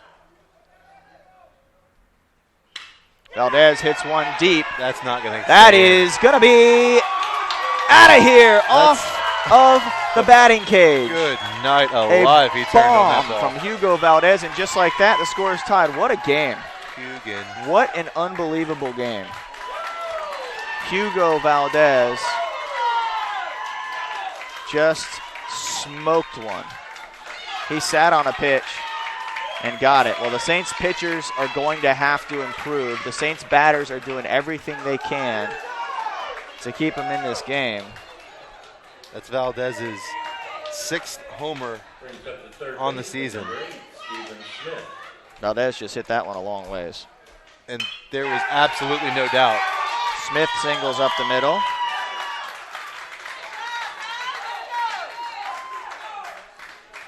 Well, take that link and share it with your friends on Facebook and Twitter and tell them to tune into this game because it's 9-9. Both teams have 10 hits. It has been back and forth. Line score for Chipola, 2 in the first, 1 in the fourth, 3 in the sixth, 3 in the seventh. For the Saints, 2 in the first, 3 in the second, 3 in the fifth, and now 1 here so far in the seventh with Hayden Kano batting. The drama is building in Lakeland. Saints with 2 home runs now in the game. Kano squares. What was that pitch? Did he call him going around, or was that actually across the plate? I honestly couldn't tell from here. He didn't point, so I'm assuming he just called that a strike. So strike 1.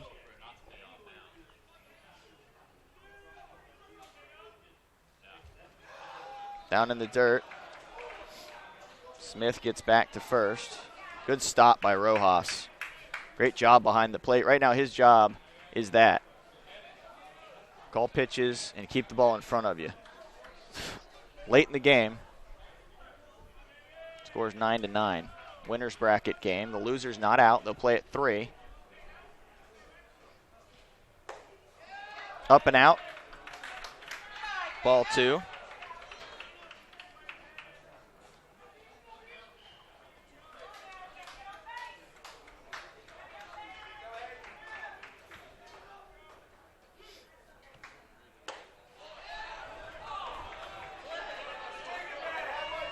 I don't think he could have hit that if he took a cut.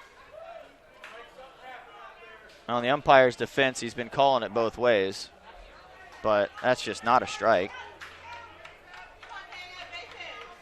Either way, both pitchers have been getting it. Both pitching staffs have been getting it. 2-2, runner at first.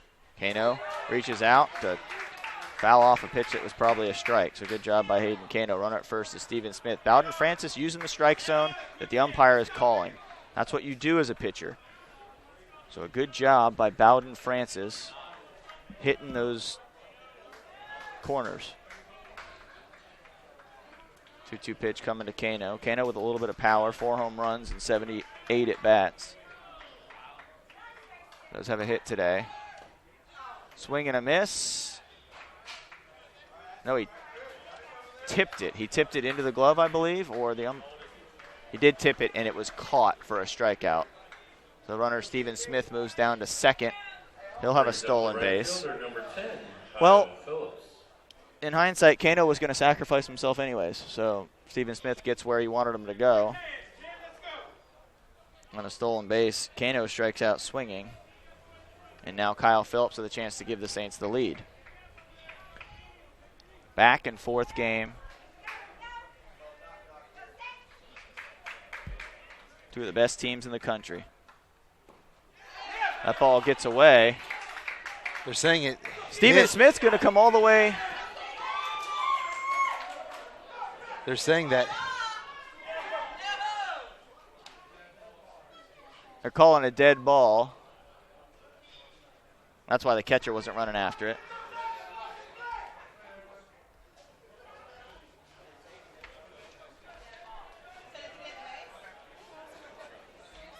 He's calling that a strike. Did he say he tipped it? What was the call? I'm saying it was a foul ball. Okay, so I didn't even think.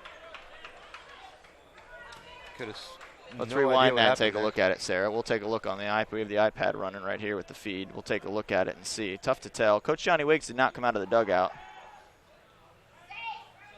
Ball right in front of Smith. Should be coming up right on this next pitch. So Sarah will take a look and see what she thinks. She's the expert. She's the catcher.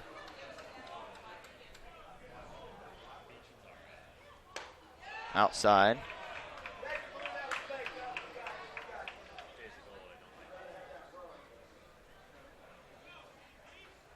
Okay, he might have tipped that. He did take a half a swing. That might have hit off the bat. It was tough to tell. We'll give the umpire the benefit of the doubt. He's 4 feet away from it. We're 40. Out to center. Smith went halfway and then had to go back. Now 2 outs. Phillips flies out.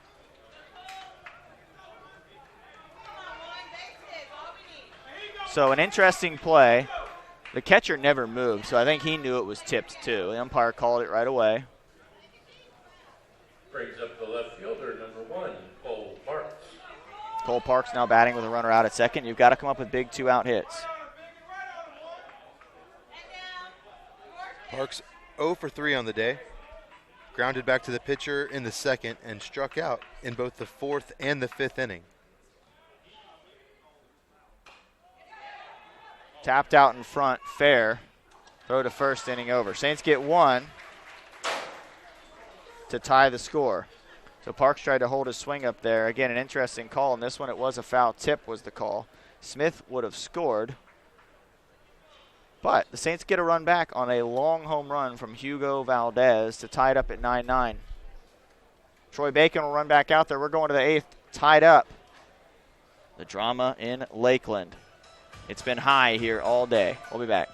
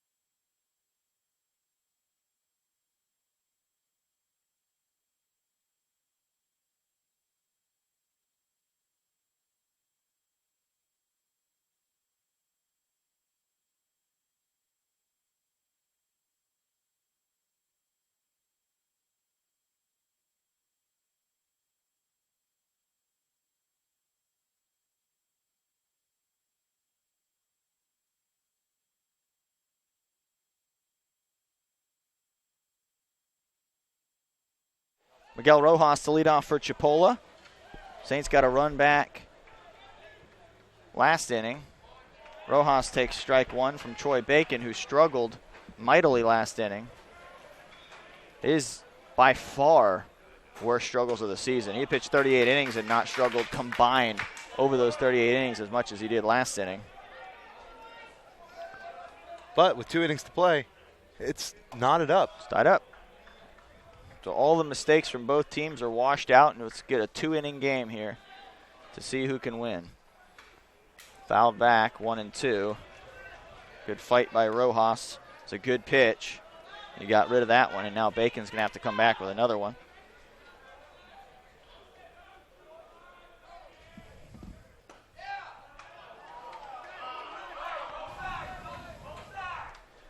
Rojas entered the game as a pinch hitter for Franklin Van Gerp in the 5th. When he flew out, then was hit by a pitch in the 7th and came around to score. Tipped by Rojas.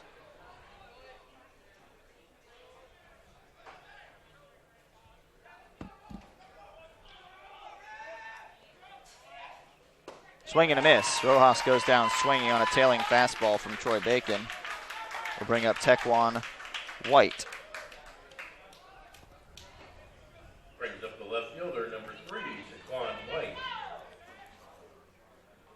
Well, the Saints will have Hanlon, Hernandez, and Kenny due up, so 9-1-2.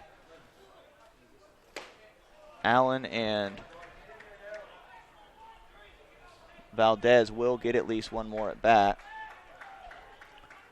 as will Caballero and Rivera, the meat of the Chipola lineup. White struck out in the 2nd and the 7th, and it reached on an error by Kenny over at second base in the 6th, eventually coming around to score. Outside corner for Bacon, 1-2 pitch. Freshman up and away. Well, Bacon had to throw a lot of pitches last inning. We'll see how that affects him as this game continues. Swing and a miss. Changeup. Tough to tell. Could have been a hard slider. Looked like he took a little off. Swinging strikeout for Bacon. Batters the center fielder, number 6, Jay Estes.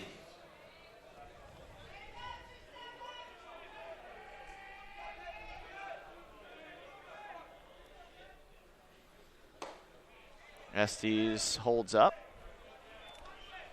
1-0. He thought about taking a swing at that one, but was way out of the strike zone. Estes drives one to left. Leaping catch made by Cole Parks right in front of the fence. He came in at first and then had to go back and retreat, and he made a good jumping catch to rob Estes of a triple. And a 1-2-3 inning for Troy Bacon. We'll go to the bottom half of the 8th. We're tied up at 9. Hanlon, Hernandez, and Kenny due for the Saints.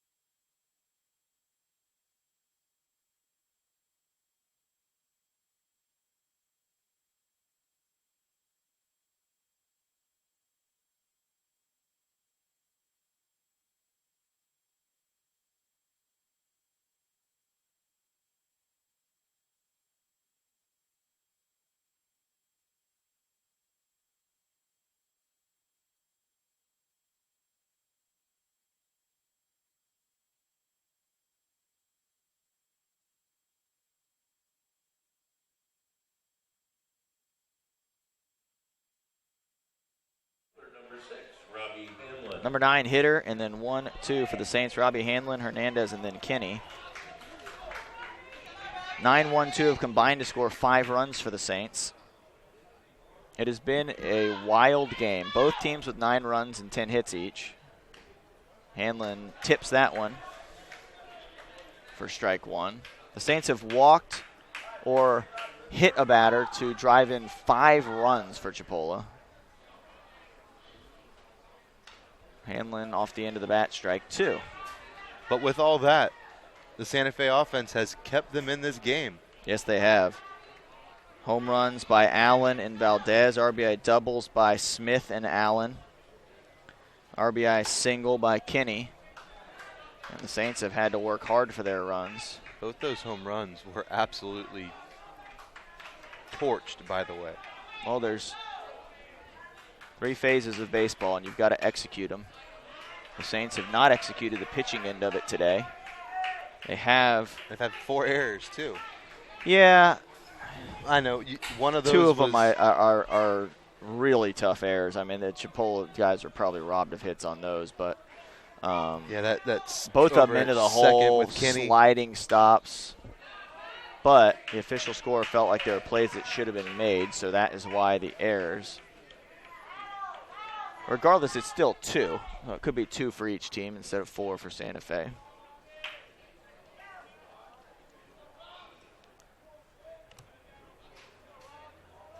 Nine to 9, bottom of the 8th. In tight, 2-2. think Hanlon might have thought that was going to be close. Yeah, he backed off of it like it was coming at him. It was in tight. I don't know how. It's, again, tough to tell from our vantage point. The catcher and the umpire blocking where that ball is finishing some of the times. Hanlon hits one foul, well foul, down the line. Into the bullpen, Chipola bullpen. Well, I don't see anybody loosening out there. This is Bowden Francis's game. He's been a starter all season, so they're going to rely on him to try to finish it for him. They don't have anybody with more than 2 saves, so they don't exactly have a closer that they go to close a game out.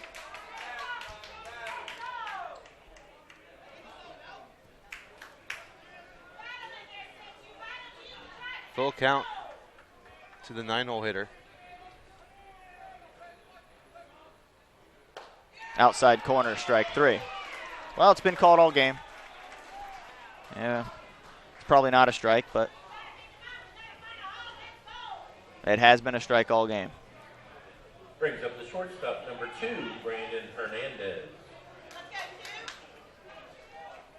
Hanlon tried to buy a walk right there. Wasn't going to get it from the umpire. The bat flip before the strike or the called strike isn't going to endear him to the umpire No, either. not usually. Hernandez went around, strike 1. Bowden Francis has pitched well the last few innings besides the home run to Valdez. Swing and a miss. Missed that one by about a foot. Saints need to come in and be a little bit more patient. Try to get a base runner.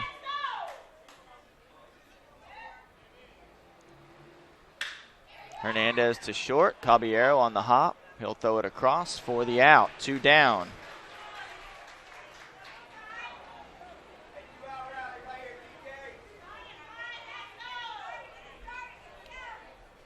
Now Tyler Kinney scored 3 runs today. He's got an RBI single, reached on an error in the 5th. Grounded out to first base in the 6th inning and walked and scored in the 1st on the home run by Matt Allen. Allen waits on deck.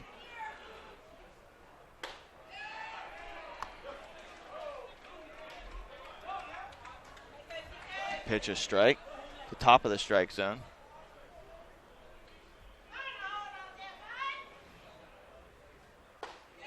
In tight 1-1.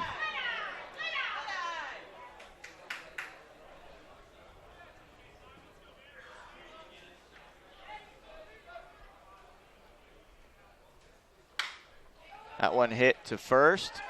Booted. Kenny's going to hustle. Safe at first base. I thought he might have gotten him by a half a step. He looked, if the pitcher caught that, he looked out. Yeah, Sarah agrees. He looked out at first base. The Saints just got a lucky break.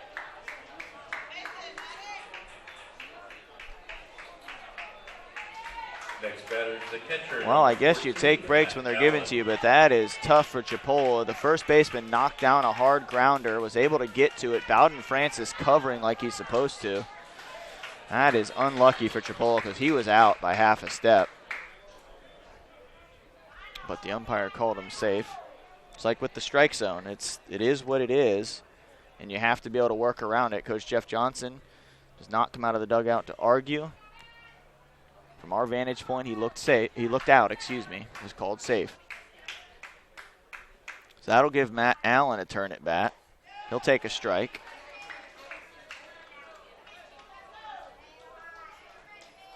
Surprised if they throw him too many fastballs. 9-9, bottom 8. Great game between the number 1 and number 2 team. Allen takes low and away.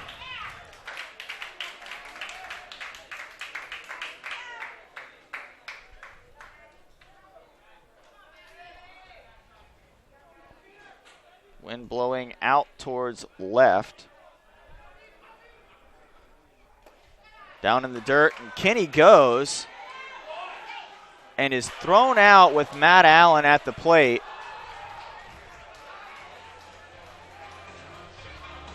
That is a mistake that cannot be made if you're the sophomore Tyler Kinney. I know you're trying to get into scoring position on a ball in the dirt, and he may have been told by the coach to go on anything in the dirt. Give Rojas credit coming up and throwing Kinney out at second. But now Matt Allen will have to lead off the next inning. We'll go to the ninth. We're tied up. We'll be right back.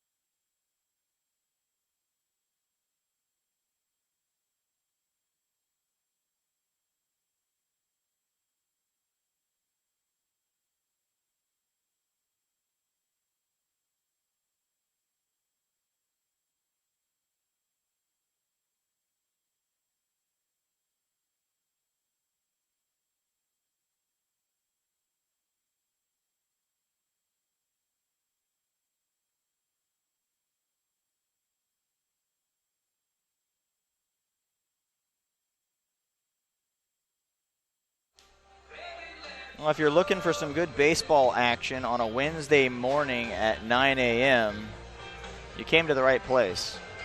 FCSA Sports YouTube channel. Make sure you subscribe. We'll give you game time updates. Right now, it's looking like the next game's probably closer to a 1 o'clock, 12:30. Depends on how quick this last inning goes and if it goes to extra innings. Right now, we can't, because the score is tied, we have no way of knowing when that game's going to go. But it was scheduled for noon, and it's 11:30, so. Could last 15 minutes. Could last 2 hours. 3 hours. Yeah, you just don't know. So hopefully for the team that has to play 2 games from now, it doesn't go 3 more hours. But leading off in the top of the ninth, number 5, the second baseman, Wood Myers. Wood Myers, the number 2 hitter. So 2, 3, 4 for Chipola in the ninth. First pitch down from Troy Bacon. Troy Bacon entered in the 6th with an out. He's given up 5 runs, 3 of them on him. Fouled off towards the third base dugout. 6th at bat of the game for the Indians. Well, Bacon only had 2 earned runs the whole season. He's got 3 in this game. That shows you the level of competition you're playing against. Chipola, year in, year out, one of the best. 2-1. Myers, good eye on that off-speed delivery. This has been a wild game. Both teams have led multiple times. Up and out, ball 3.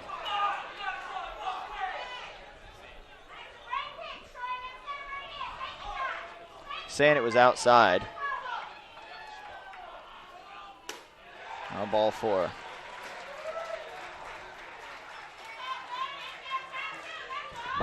Bacon's frustrated with the strike zone, and I don't blame him. And that pitch has been a strike most of the game. Wood Myers walks to start the ninth, and that's always dangerous.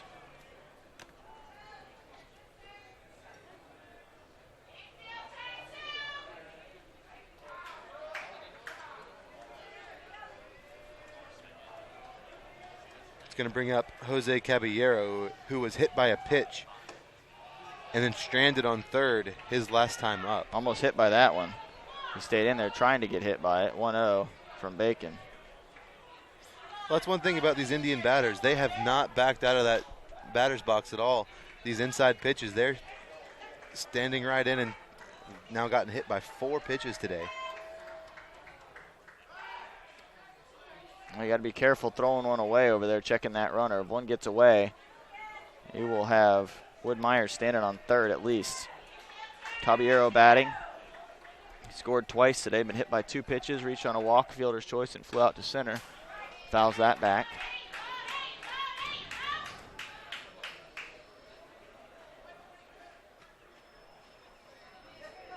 Well, these 2 teams met in 2009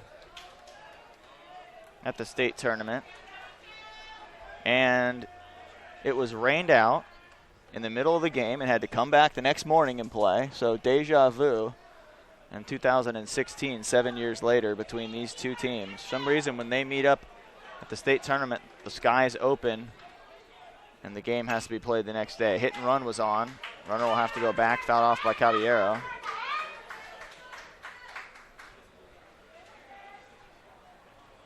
Allen's thrown out 3 runners today. Chipola's had 28 base runners.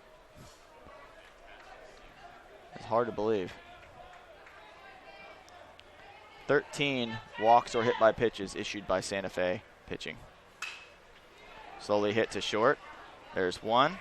And safe at first. Might be a little makeup call from. Oh, we'll try to get a replay. Let's take a look. I don't think umpires. No, I know. No, I know. I know you're kidding too. I don't think they do makeup calls, but you don't know because they're human. But he looked out. He also looked out last inning when Tyler Kinney was there. So that's 2 close calls that the first base umpire may have missed. What do you think, Tyler? Taking a look at it right now. There's one. He might have been. That's close. Well, Santa Fe looking for ground ball now. Give the umpire the benefit of the doubt. Don't have a whole lot of other options. Don't. That's it. Can't change it. Rivera with a couple of hits. Also hit by a pitch and walked. That's down 2-0.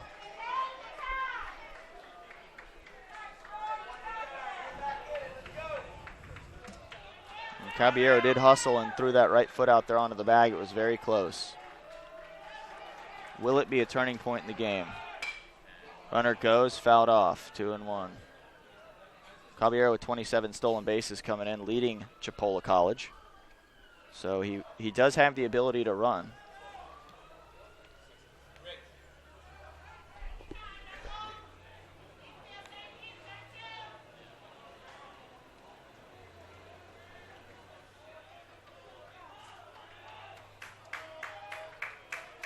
Two-one count, 1 out.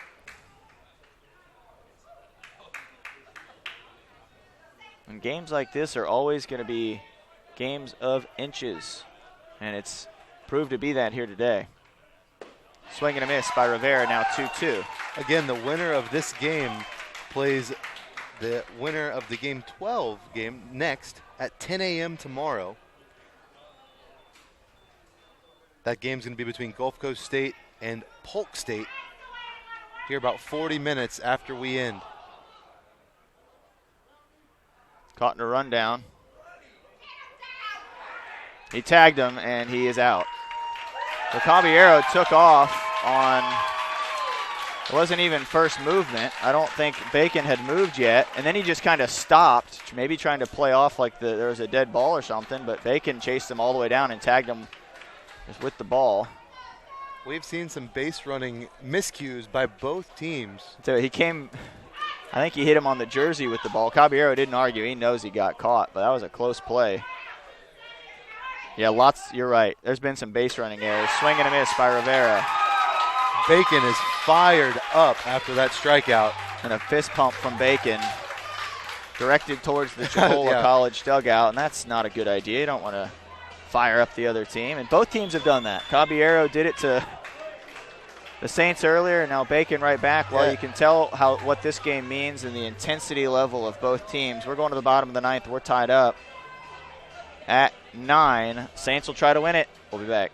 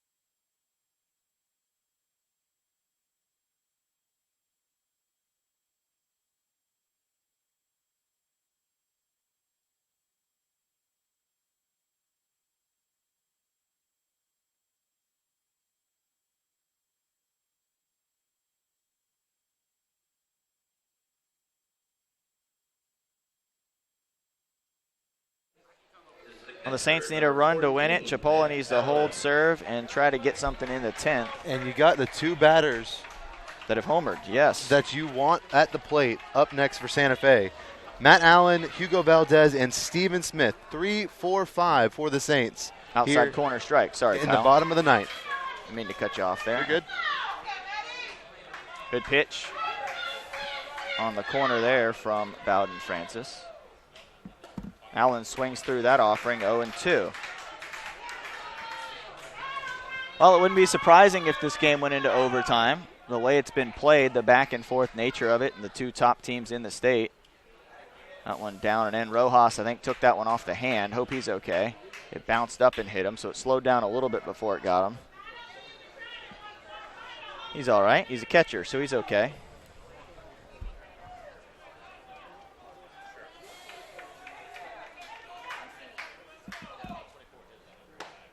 Well, this has been a wild game. It's 9-9 in the bottom of the ninth. There was a pitch that you weren't sure what was going to be called of. They've had a lot of those little bit high, little outside pitches called as strikes. Yeah, that one would have been tough to call. That was up and out. Allen fouls it back, 2-2. Well, the line score, 2 for Chipola in the first, 1 in the fourth, 3 in the sixth, 3 in the seventh. For Santa Fe, 2 in the first, 2 in the third, 3 in the fifth, and then a home run from Valdez in the seventh. That's down 3-2.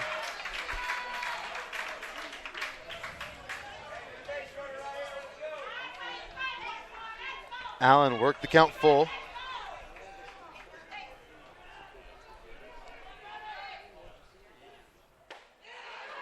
Strike 3 called on the outside corner to Allen.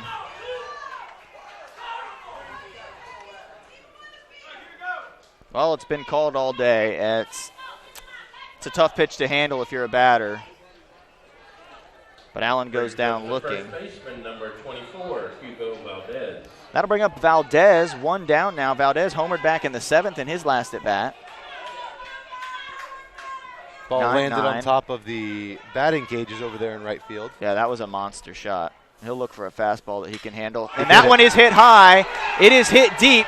And it is out of here. Saints win off the batting cage, off the practice facility. Ball game over. Unreal. Hugo Valdez. And Troy Bacon better be careful. He's going to get himself thrown out of the game. We're going to take a replay of that. Hugo Valdez steps on home. Saints win 10-9.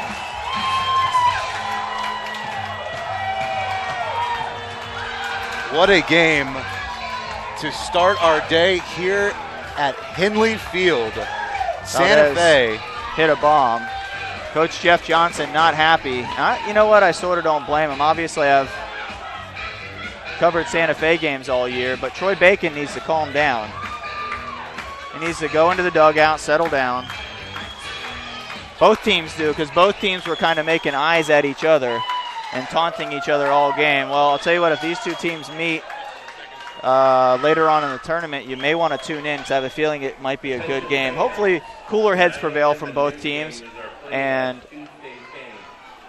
both teams settle down a little bit. It started back with Caballero sort of taunting Ricky Miranda back in the second or third inning, and then it just escalated from there. But Saints win 10-9 on a walk-off home run from Valdez. He homered in his last 2 at-bats, and Kyle, that one may still be going somewhere in Lakeland. Yeah. It landed over that national champion sign.